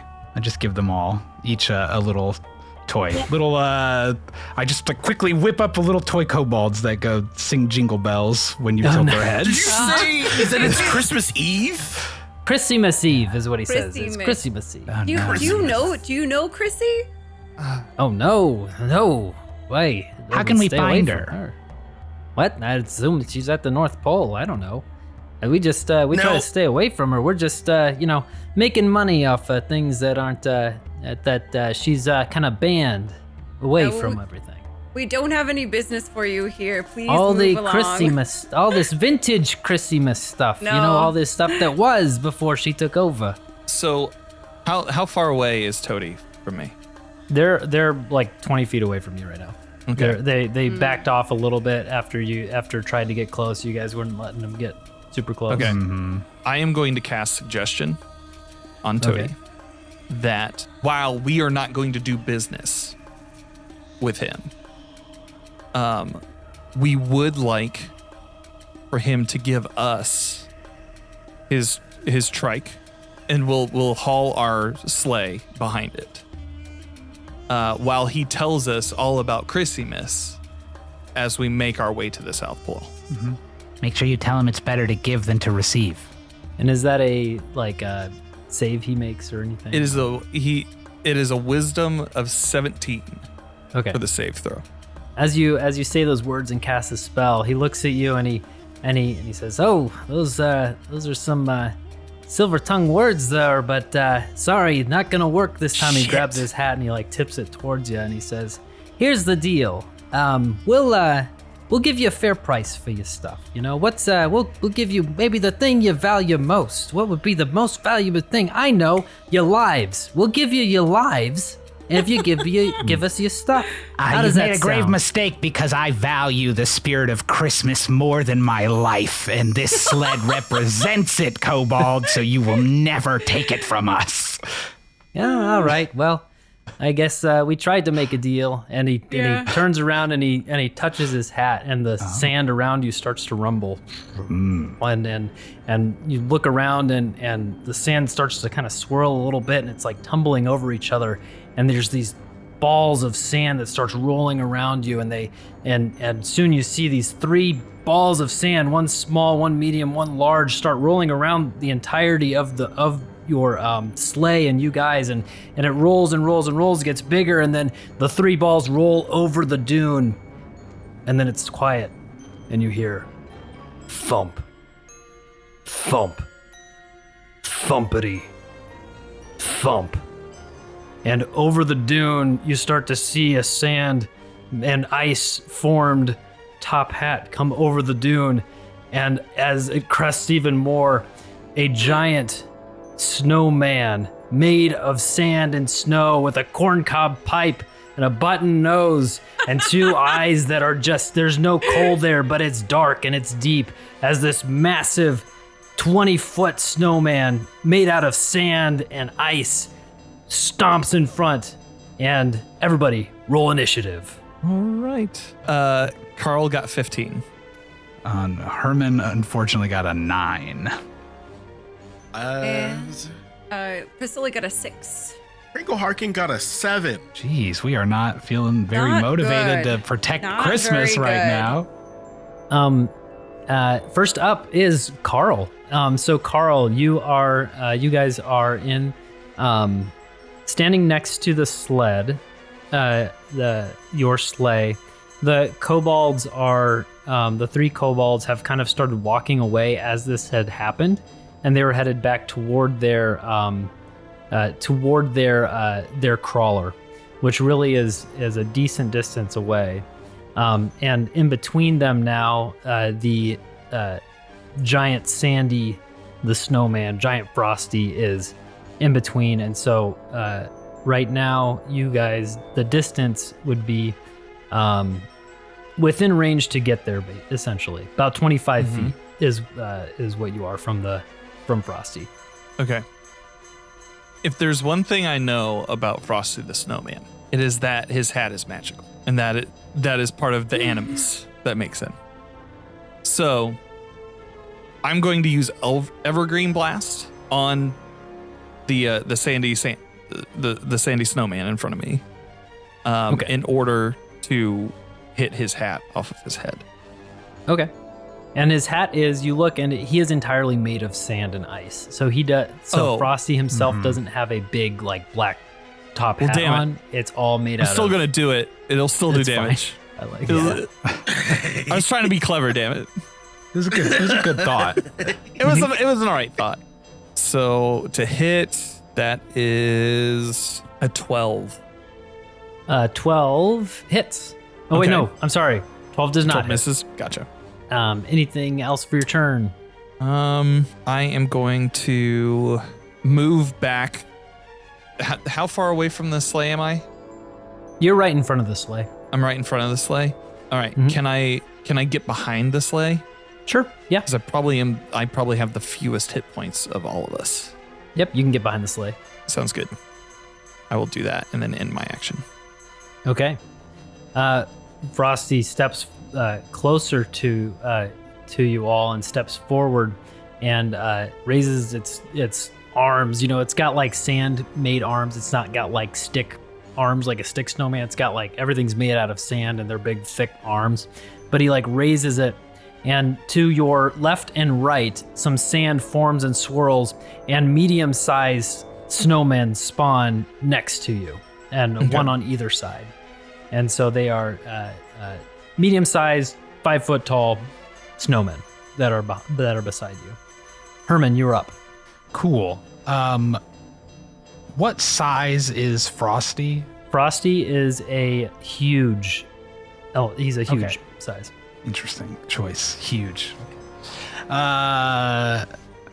Then, first thing I'm going to do is for my bonus action, I'm going to command Tinny Tim to take an action on his turn, but I'll just wait till it's his turn to have him do it. Okay. So that's my bonus action, and then I guess what I'll do then. You said he spawned the little sand dudes close to us. Yeah, they are about 10 feet on either side of 10 feet on either side. Okay, then I will. Oh wait, here's what I actually want to do. The kobolds are walking away. You said, right? Am I able to hit at them with a range thing? Yeah. Well, how big's your range? Yes. I need to get within 30 feet of them. They're 25 you would have feet away, to. right? You'd have to go a decent distance. Okay. You would not be able to reach. Well, you have to be within 30 feet. Yes. So you would just be able to. You'd be able to get into 30 feet if you have. Do you have 30 feet of movement? Yeah. I think Then I yes, can you'd even be get more able- if I needed to, really. But yeah. So you would be able to. You'd have to go in between like Frosty and one of the snowmen, kind of like, so that not necessarily you're not squeezing between them, but like you'd have to be next to Frosty essentially to get to. That's fine. I want to get close to him anyway in the long run, so I'm willing to do that. But I want to get within range, within that 30 feet of the leader, the one who was talking, I guess. Okay. And I'm gonna whip out of my bag a string of Christmas lights. And I'm gonna whip him, I'm gonna swing it at him. I'm gonna cast Thorn Whip at him with my Christmas lights. Some of them are broken on the ends. Yeah, exactly. So that's why it hurts as I broke them. Yes. Does 20 hit? It does, yes. All right, good. Then he's going to take 3d6, and I'm also going to pull him 10 feet closer to me. So he's going to take 15 damage, and I'm going to yank him 10 feet closer to us because I don't want him to leave on his little sled thing before we can take it. Yep. And then that is the end of my turn. The Steel Defender's turn is next. He's staying with me. He moves with me, whatever, for his movement. And then for his action, I have him tap his sword on my shoulder, which I have stored 10 charges of Warding Bond into. And he casts Warding Bond onto me, which gives me +1 to my AC and resistance to all damage types. So, Wonderful. That's cool. Wow, all damage types. That's what it says. Resistance to all damage. That's cool. Yeah. And so he is next to you, and what the damage on that Thorn Whip was 15 damage. 15 damage. Okay. Yeah, you whip that kobold, and those Christmas lights wrap around him and rip him backwards, and he looks actually fairly torn up just from that. Christmas isn't over. And that's your turn, and your Steel Defenders. Then Kringleharken, you're up. Well, I am going to use my bonus action before I use my action. And I'm going to rage. Okay. Perfect. And I am also going to use my action to do giant stature. Is that part of your rage? I think that's just part of your rage that you become Did I just giant. get that? Yeah. You just Yeah. get that. Mhm. You Yeah. get that. That's what your rage okay. does, is now Here's you bang. can become Did giant. you just kaiju? Yeah, I just kaju'd. Well, in that case, I'm going to just like straight kaiju, which means Hell yeah. I still get my 2 attacks. Mm-hmm. So you rage. What does it look like when Kringleharken rages? Do What you does remember that the look like? superhero Apache Chief? Oh, hell yeah. No, I don't remember that. Ine Chung when you fucking rage. Kringleharken in a chug. It's gonna be that, and I'm going to basically I'm going to just like I don't know. What would be my version of that? I'm going to just yell out really loud. I don't practice Santeria. Kringle Harkin, jingle bells. Oh, no, that's all I got. Something to that effect. I'm going to get like super large. I'm going to pull out my axe, which is appropriately named Honda Daze, Honda Daze. And when you say extra large, I think you can choose large or huge, correct? At this Huge. level. Yes. And so you become huge, 15 feet tall, standing now equal with Frosty. That is what we're seeing. This 15-foot tall Frosty and Kringle Harkin now equal in size to each other. You're still the with baby. close to line. And my axe is grown with me. Hell yeah. I see him grow and I throw up. Keeps throwing up. Seriously, are you okay, Carl? Portals do something to me, man. I don't know. I'm going to roll once for a 26 to hit. That hits. Frosty. Damn. And you can, So that just a reminder before you say your other things, you can also use your Great Weapon Master feat to take -5 to your to hit, but to do 10 more damage. Sorry. That's all. Oh, you're fine. Can I do that?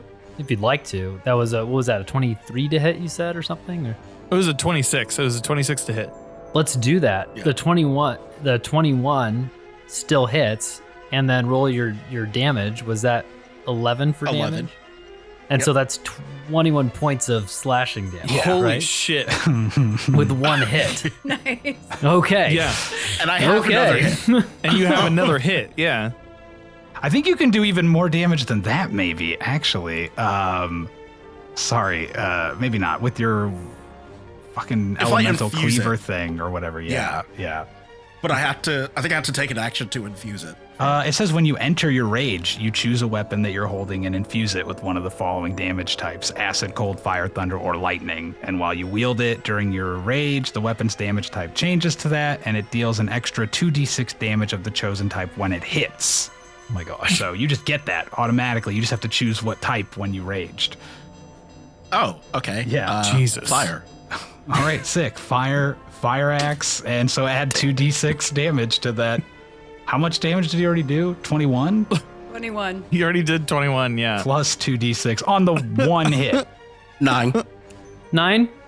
Good. Okay. Yeah. And So you 30. hit. 30 fire damage on the first hit. Well, the 9. That was 9 damage, right, with the fire? Yeah. All of it's fire now that he made the weapon. I get when he makes it, On all fire? damage from it becomes fire. I think when he imbues it is what it says, and then he gets an extra. Is that what it is? Maybe I'm wrong. I think it's the Damage extra. types. Oh, you're right. I just read it because you infuse it with the damage type. You're right. I did it. Yeah. Nice try, Scott. No, it says while you wield the infused weapon during your rage, the weapon's damage type changes to the chosen type, and it deals an extra 2d6 damage of the chosen type. I was So, kidding with you. I'm actually all on your of its side. damage type is fire. I know how to read. I read good. Oh no. Oh no. So what was the 30 total fire damage? total that it just took? Yes, and you hit it with that fire damage. This being made of frost, and you do a lot more damage to it with the fire than you think. Oh no! And I have to roll again to hit, I guess. And that fire rips through it. You slash with it. This is one hit, right? Yeah, this this is is one the hit. one It's hit. the first hit of your turn. Yeah. Like blast the sand away, and the fire burns and then burns into Frosty, and he's taking just. I mean, it's insane if you know what vulnerability does. So, go ahead with the rest of your turn. That was the That's first a 13. Does a 13 hit? 13 does hit. Oh my goodness! All right. Oh, we are gosh. not having any more barbarians, are we, Kyle? Hold on. Maybe not level 14 ones that do fire not damage level against 14 ice ones. monsters.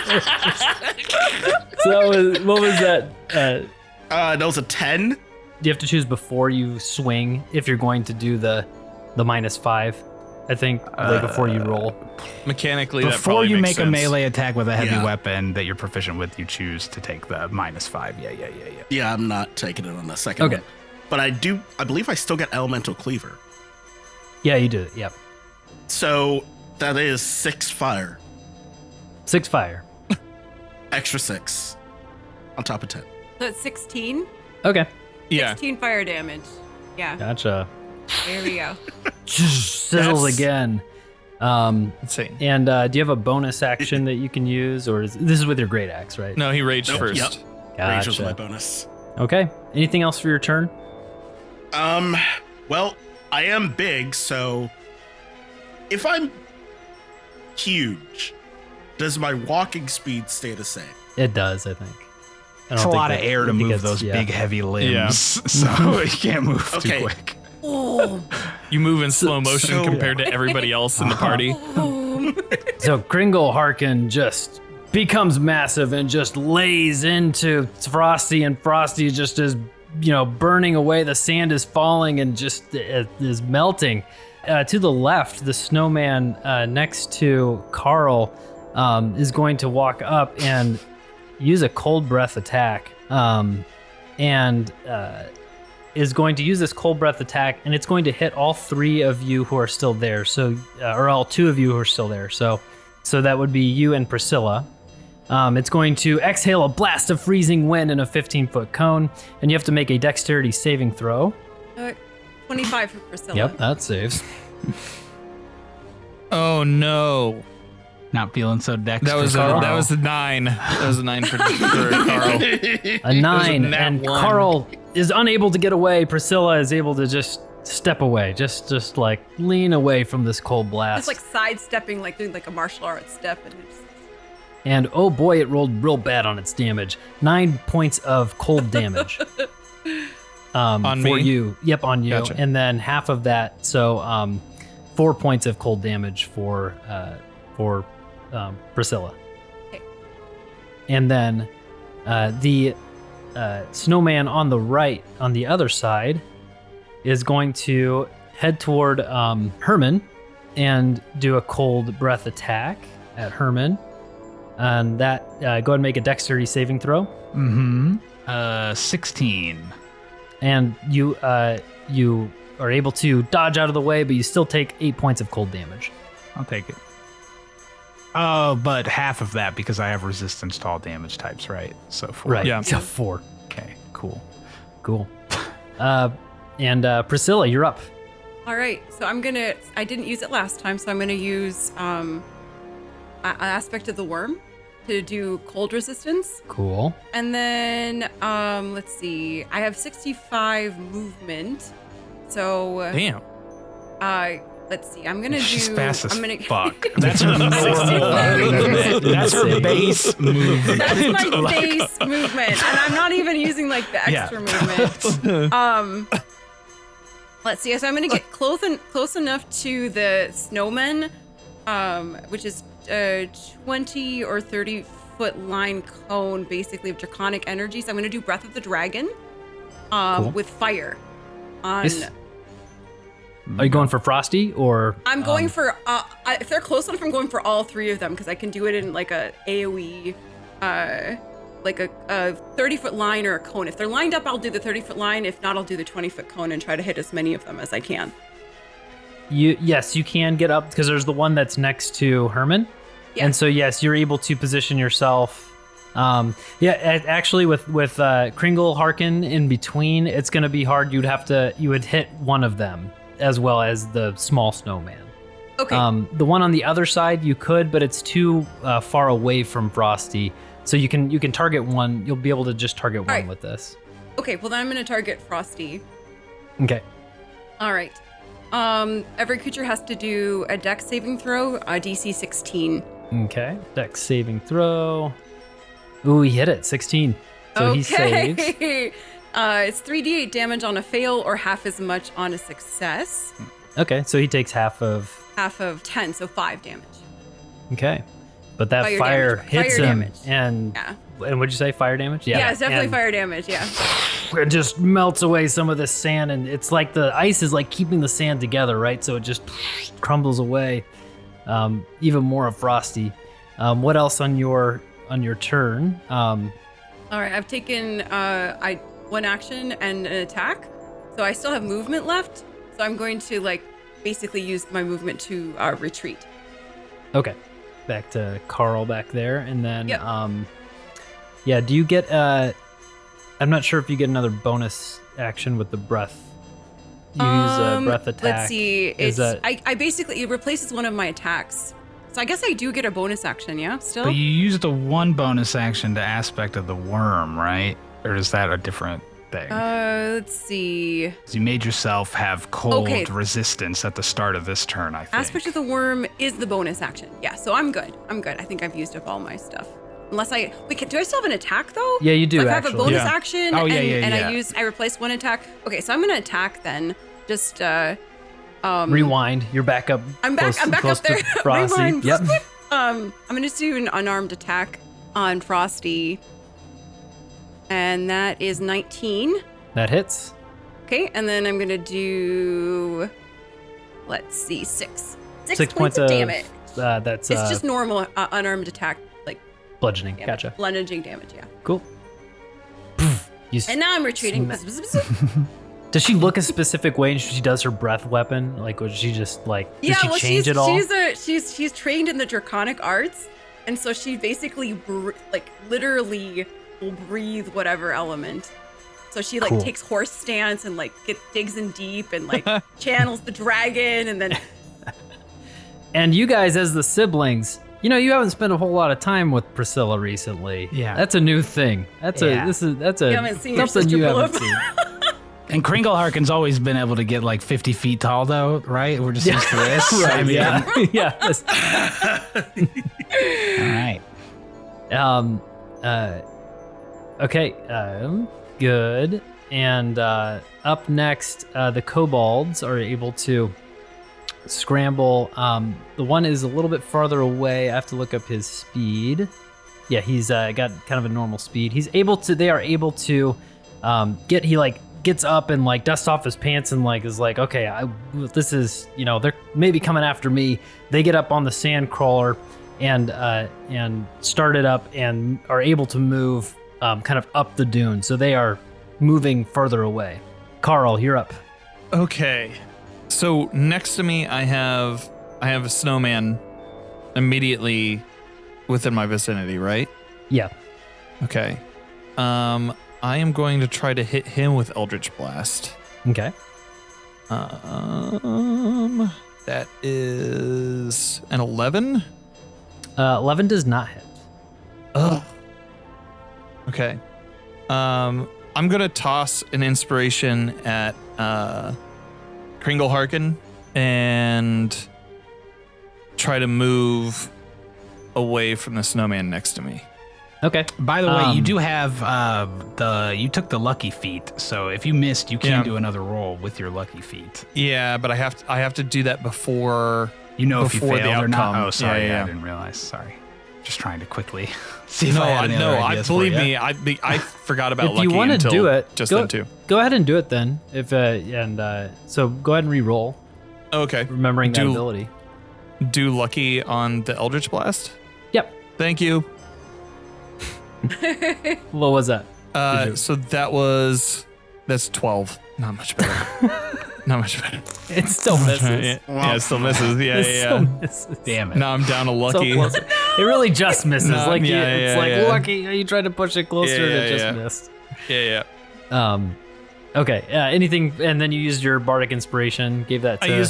I used Bardic on Kringle Harkin and then tried to move away from from behind the sleigh and out further into the desert, I guess. And then you throw up Okay. again. Yeah, well, no, I think I'm feeling much better after that third time of throwing up. I think it was all the portal travel that was really did it. I'm not used to it. And so Frosty. Tiny Frosty. No, Frosty. Big Frosty's up. Big Frosty. Big Frosty is going He's got to a new use. challenger in front of him. Yeah. And he is going to use his thumpity thump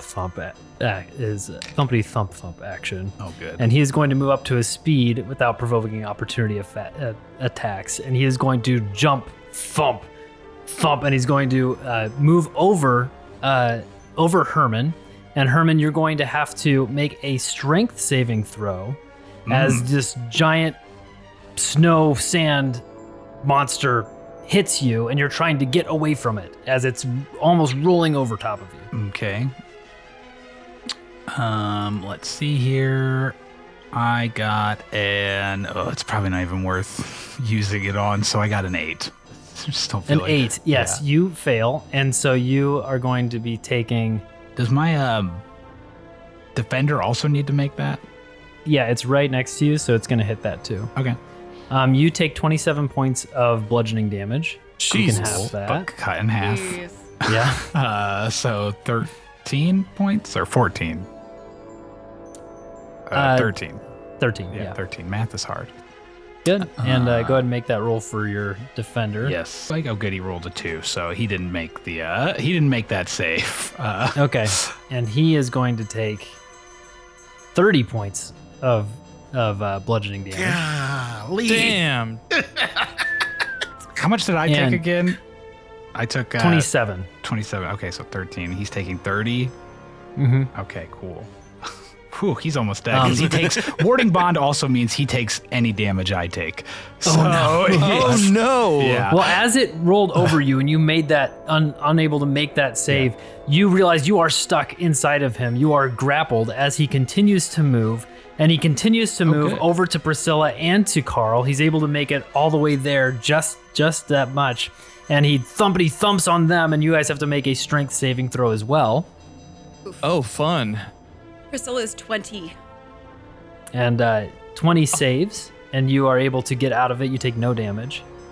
It was almost a 22, and then it rolled just ever so slightly and to a 2, and I have a -2 to strength. So you got a So it's a 0. It's like worse. It's like Solid. worse than Poor Carl. He's taking so much. He's 29 God. points of bludgeoning damage there Jesus, to you, Carl. mother of This day Mary. has not gone the way Carl expected it, I feel. Oh my God. And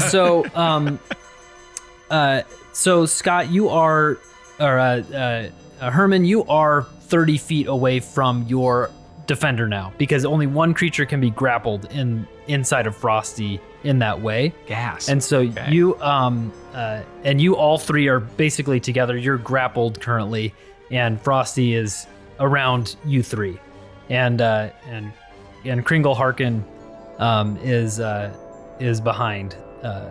This is a fairly close space, so you're not very far away from the whole action. You're really right behind him, Kringle. So, Okay. that Good is thing I tossed Frosty's you that turn. bardic. Herman, you are up. Herman is up.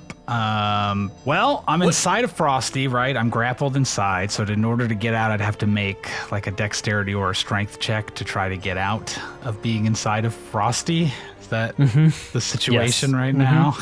So you'd have to make a strength. Yeah. I don't want to, but I can still attack him while I'm within him right now.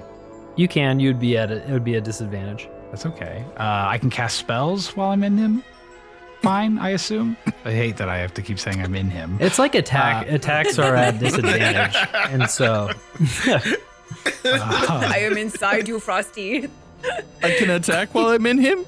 If I'm inside of something and I shrink it, what happens? Nothing good. you could try it. I mean, yeah, I could Oh. try it. I could I'm gonna try wear it. you like a suit. He's like, mind you, You can try and Mind see you. what happens. he's grappled 3 of us inside of him. Oh, this is not just you, brother. Gotcha. So How did he not take my steel defender then? If he could take both of you? No, he hit both of them. Yeah, you guys Oh, aren't I in thought it. we were I was both gonna say grappled. the whole thing he just said was he could only Yeah. take one person at a So you time. guys Okay, are gotcha. outside of Yeah. it. Okay, And- well then never mind. It's Herman's inside then. Yeah, I'm the only person. Well in then here. do whatever you want. Yeah, oh Yeah, yeah, yeah, it's fine yeah, then. you Yeah. It up. Experiment Pick it however you up. please. Yeah. Oh, it's such a hard decision on what to do here while inside of this thing. Hey, why not? Let's try it. let's try to cast reduce on Frosty. Okay.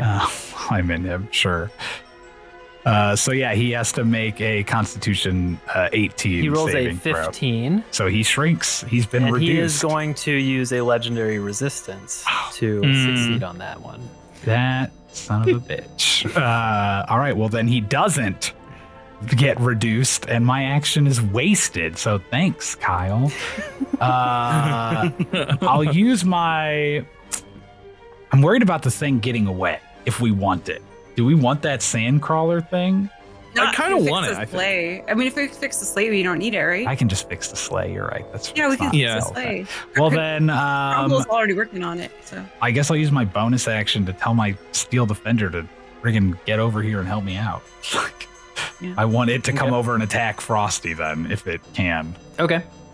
Good. Yeah. And is that's it? No, I have to its command turn, it so- with my bonus action, so I'm just using my bonus action to do that. Okay. Yeah. And then it takes its turn now on my turn.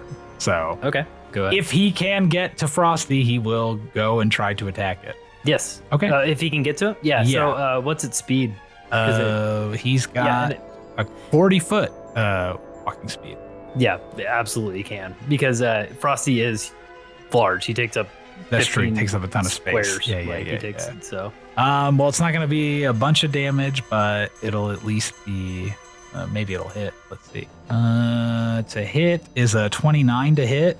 Yes, That probably 29 hits hits. Frosty's AC. Yeah. And then, oh gosh, it's so annoying trying to play multiple characters. Always. Oh, he rolled a 1. All right. Well, he does 6 damage. 6 Would. damage. Okay. 6 damage to Frosty.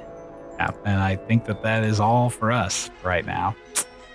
All right, that was Herman's turn. Kringle Harkin, Okay. and you're still within. Careful, I'm you're in here. 10 feet. You're 10 feet from Frosty. Sick. That actually works in my favor. I am going to use my bonus before I use my action again.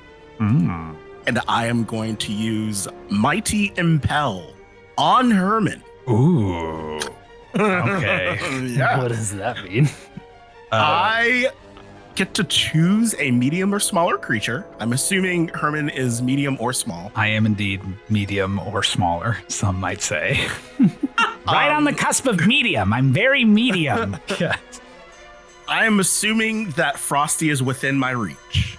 Yeah, I'm he still definitely is. Yes, huge boy. because your reach is 15 feet. Cool. Then I should be able to take any medium or small creature within my reach and move them to an unoccupied space within 30 feet of me. Yes, absolutely. Pluck me out? That is going to happen. You can do that. You can reach inside Frosty. Let's where exactly is Herman on the snowman? He's in the bottom. He's in the bottom largest- Yeah, the bottom ball. Mm-hmm. The bottom ball. Mm-hmm. You gotta rip into the bottom ball. Yeah, you gotta want reach Herman under the out. bottom ball. Get your and, hand on the balls yeah. and pull me out. Yeah. It sounds like this from the outside though. Yeah. Well, then okay, cool. I'm gonna do that. I'm gonna move him. Like I just like open hand, just grab him while he's underneath there and just like yank him out. It's very infantilizing. I don't like it. Oh, get used to He's it. not holding you like a baby or anything. He actually is breastfeeding right now with me. Yeah. He I could bring have you up made in the it. middle of it, just like That's like, there. Who's the baby now? The He family. could have made a pun about being a big bro. Yeah. That's who he is. You know. And then I'm assuming his back is to me, right? Mm-hmm. It is. So I'm guessing I get advantage on my 2 attacks.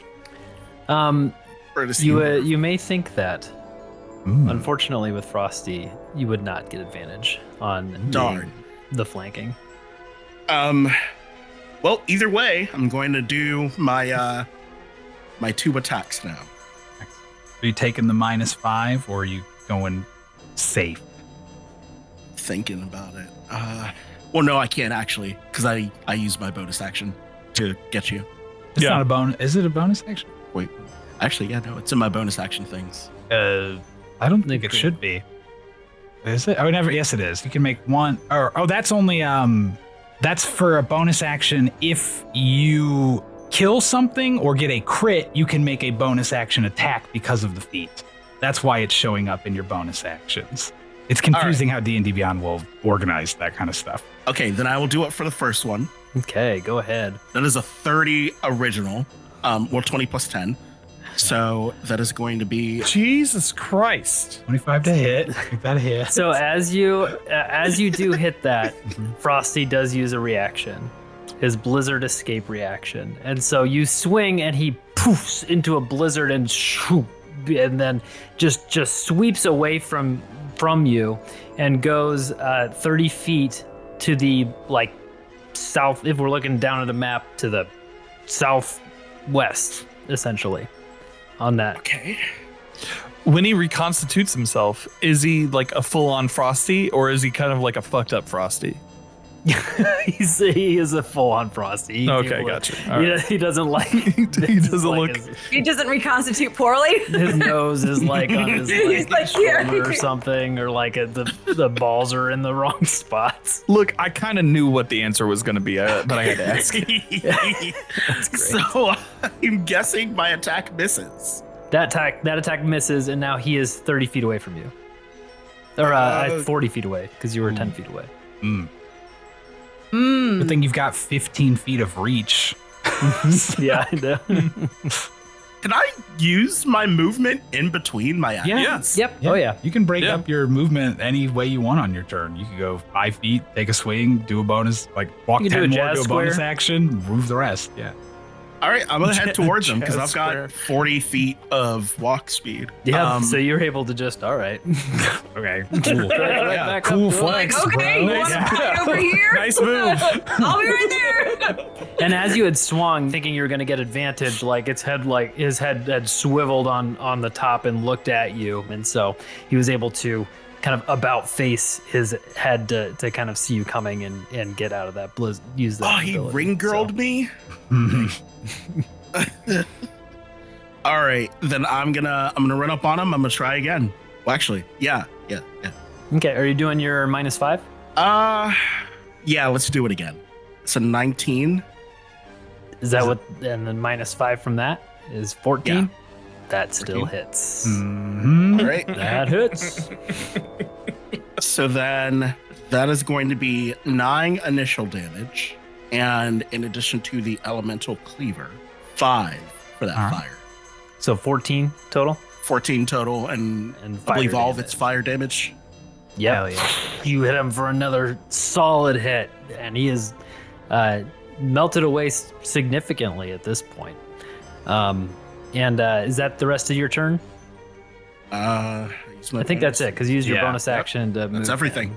So, You used all the things that a person can do on a turn. Attack, bonus, moved.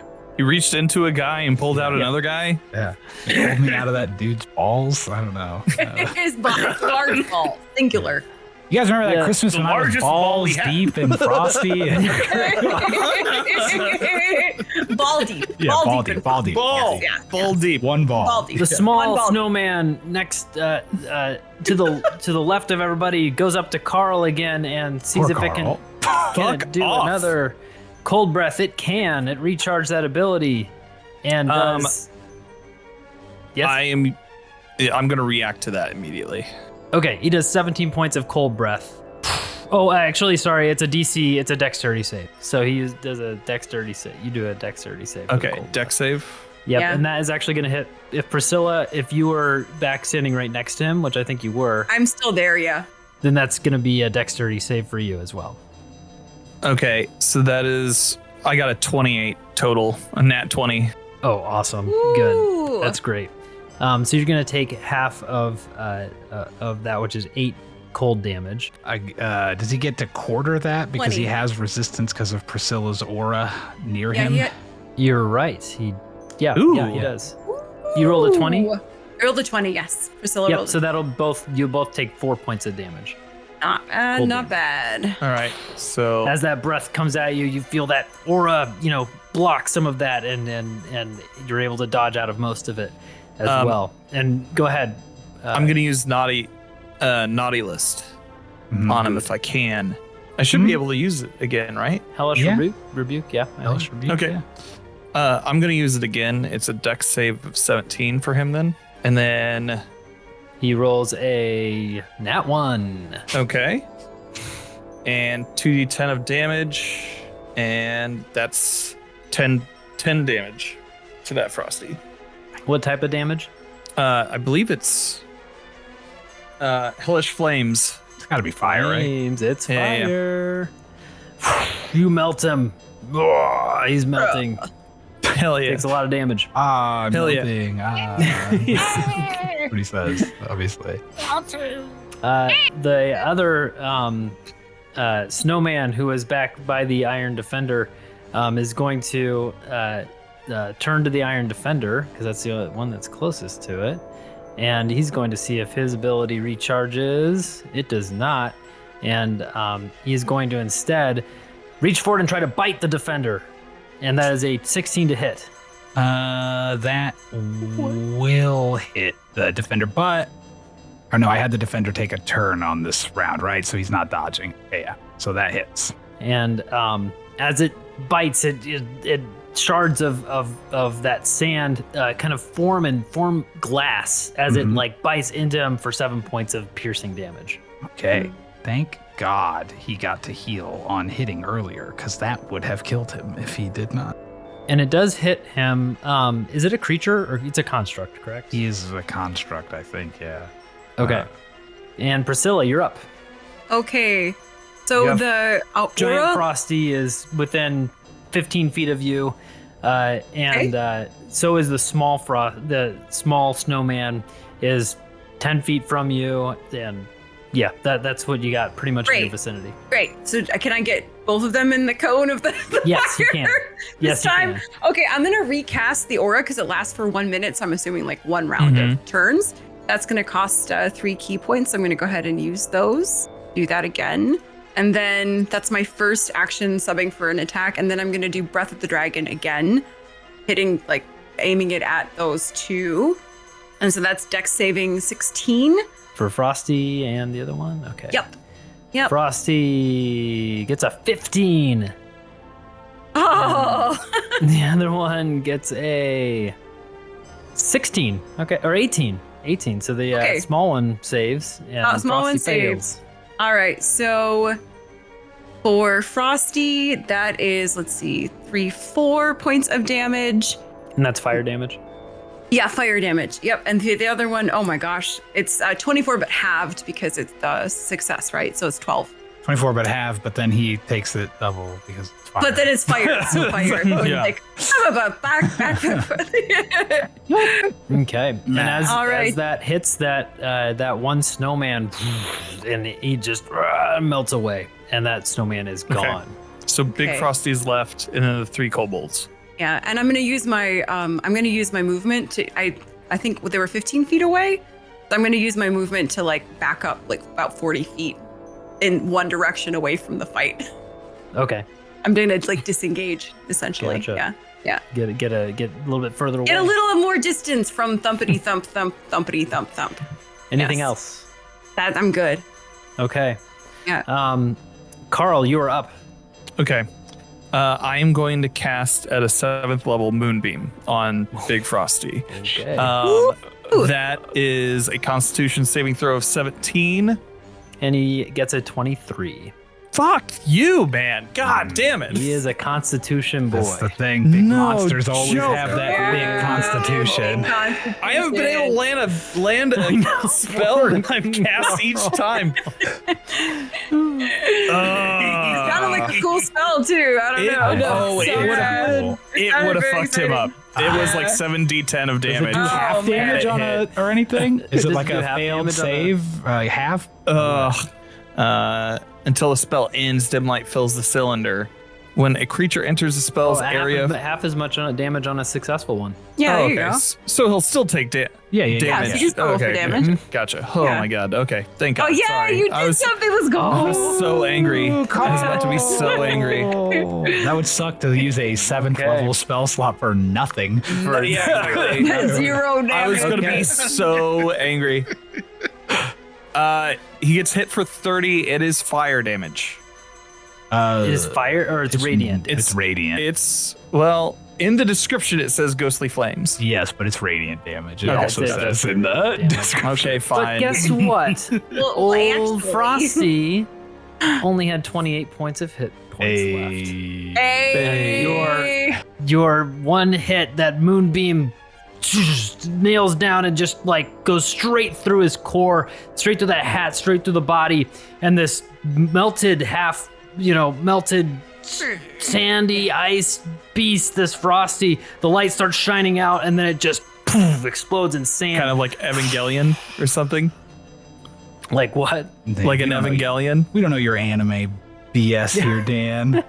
Maybe Pat does, but Kyle definitely doesn't. I know Tiddly doesn't. I don't know. Get in the robot, Shinji. You just went from thinking that you had done nothing to dealing the final blow on Frosty. Yeah. Which is usually what Carl thinks. Yeah, Carl, you just gotta have more confidence. Way to go. He throws up. Great job, buddy. Great job. Portals again? Or Frosty I think goes that away. one was You just look nerves. and see the other snowman dissipates and falls with as Frosty had been defeated and becomes a pile of sand. The kobolds on top of the dune look down and start up their engine and just go off into the distance and leave. how fast does their thing move? Probably What's its faster than we can movement go. Speed? You I think can maybe, fly. but one of us has fucking 65 base movement, and I can cast haste, and then she can dash. And I have 65 movement. I can double that if I do the additional dash. And then haste is 30 feet. I choose a willing creature I can see within range until the spell ends. Its speed is doubled anyway. Can I throw somebody?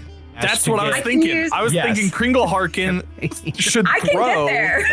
Like Kringle Harkin should throw grab Priscilla, and There then we go. Priscilla save her movement until after the throw. Now this checks out because she can also fall with her monk abilities to lighten fall damage by 70 damage. So he can Yeah, really fucking chuck her. And I hate Throw me. her. It's okay. Okay. So We want this you don't know. thing. I know I know the speed of this thing. Mhm. You guys do not. It is 100 feet away and it is moving past the sand. So what are you guys doing? Immediately, I'm casting haste on to Tiddly, which doubles her movement speed from 65 to 130 now. Base. Can I double mine on top Right? of that, or is it Yeah, like you how can does that dash. Then yeah, I can dash. I Yes. use it's called Step of the Wind. So I use one I? This is amazing. and that doubles my jump distance for that turn. So Oh, Step of the Okay. Wind also is what Double makes it so whatever it you is. can fly. and I can fly, and I basically like my movement flying is the same as my movement walking. So I can Let's just call this fly. the Kringle curveball. There we go. So Kringle when you thrower. fly, what does it look like when you fly as Priscilla? Do you like have wings? Is that part of your draconic thing? What it looks like when I fly? I mean, I picture, I'm like a dragon disciple. I'm a disciple of the Raven Queen, who is, worships Bahamut. So I'm like, I imagine I have actual freaking wings when I fly. Good. Yeah. Like draconic wings. I haven't told my siblings about them, but they're underneath my cloak, and they're large, right? Because they have to carry my weight. So I'm guessing like 15-foot, wingspan. I just Good, because this skirmish crawler has 60 feet of movement speed. This Oh is my not going God. to take you long to catch up to. So Kringle Harkin picks you up and yeets you forward, and you fly forward, sailing through the air, and you fly in the I just want to flavor my crawler. haste spell before she lands. That what I do to cast Yeah. haste is I put some firebolt like stickers on her legs or whatever, let's flames, go. just to make her look faster. Classic racing strikes. Yeah. And as they're rolling away down the other side of the dune, you press over the dune and fly, and you are headed straight down. And you look at, and they turn and look at you, and and scream, ah! And they like hit the brakes. They like they scream at they turn, and the sand crawler like flips on its side and turns, and there's a huge dust of sand as they were just incredibly freaked out and scared, and they are sitting in the dirt in front of it as you land, and you are sitting there. Everybody else has been running, and so you guys are at the start of the dune, but Priscilla, you're standing there. And what do you say as they're like scrambling around, like as this, and he's like, whoa, hey, no harm done, no harm, no foul, you bested us, you got us, so we're good, right? I'm probably pretty intimidating looking at that point, right? Because, my full wings are out, and the thing that just came flying at them. I'm pretty angry at this point. We're like, we're not done with you yet. Stand your ground. Shit. We have more to discuss. I think Carl has seen all of this and is equal parts proud of his family, but also immediately terrified of Priscilla and Kringle Harkin. No, there's nothing left in my belly. There's nothing left in my belly. Yeah. To puke. And the Leeko was like, hey, take whatever you want, and he takes off the hat. Look, just here you go, you can have it. And he like tosses the top hat on the ground. Let's take it. Let's call it even, and we'll be on our way. And we'll call it good. How's that? And my buddies are still catching up, right? They're catching up. You guys are within 30 feet now. You guys How are far? Yeah. I'm within 30 feet? Yeah. Okay. Hold on. I'm going to cast Hold Person on these three. Mm-hmm. I was just going to grab him. Yeah, that's true. We have a man who can just grab them. We do, but I want to take all of the Christmas off of them.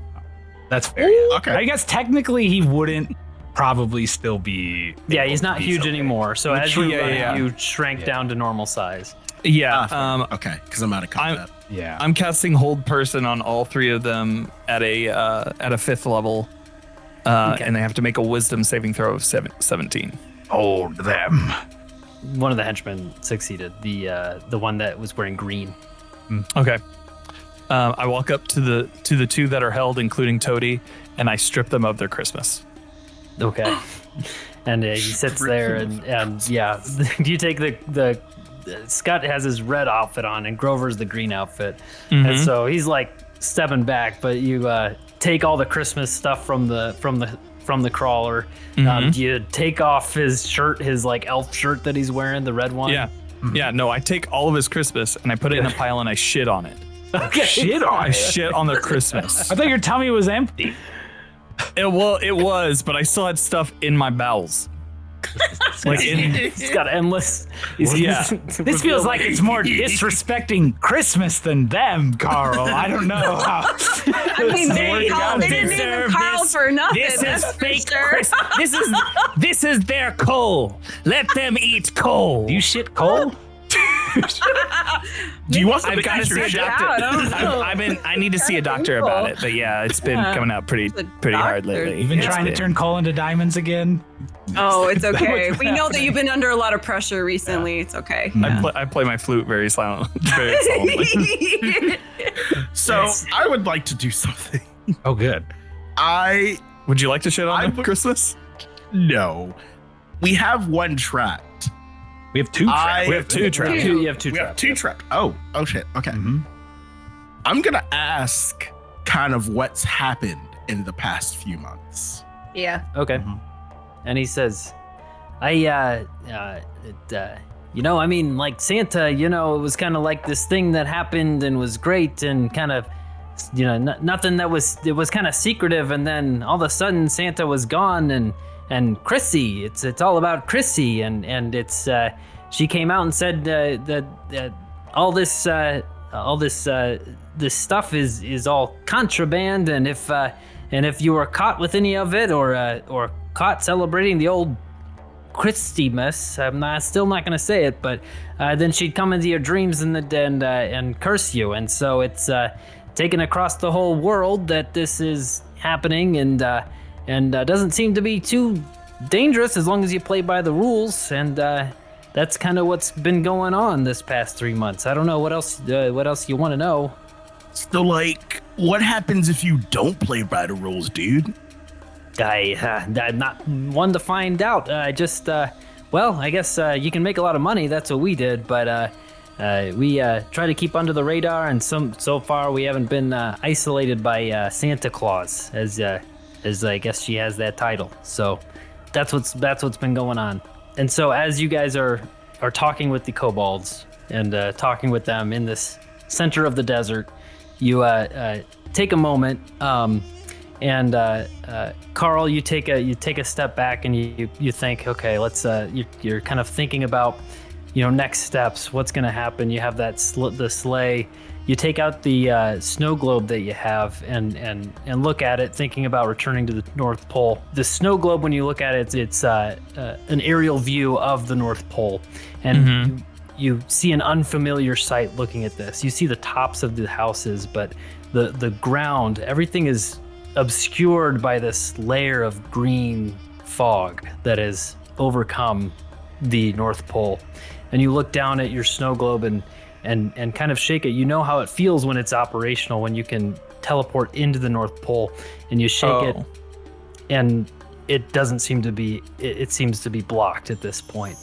And as you're looking into the globe and that green mist surrounding the North Pole, we zoom out from the desert and back into the Talltale Tavern, where this elf takes a sip of his eggnog and takes a pause in his story of A Christmas Peril. And that is where we will pause this evening for our first half of this adventure in Talltale Tavern. Woo! Hey. And thank you to all the players this week. Danfinity, Mosh Pat, Tidley, Scott. All of their socials can be found in the description of this podcast or the video. If you want to see the video, it will be up on our YouTube. Follow us at Talltale Tavern Podcast on Instagram, YouTube, and TikTok. If you like us, give us one of those good 5-star reviews. Join our Discord too. Thank you to Tyler Adelsperger for our intro music. Thank you to Zaezar for our artwork. And with that, we will see you next time at the Talltale Tavern.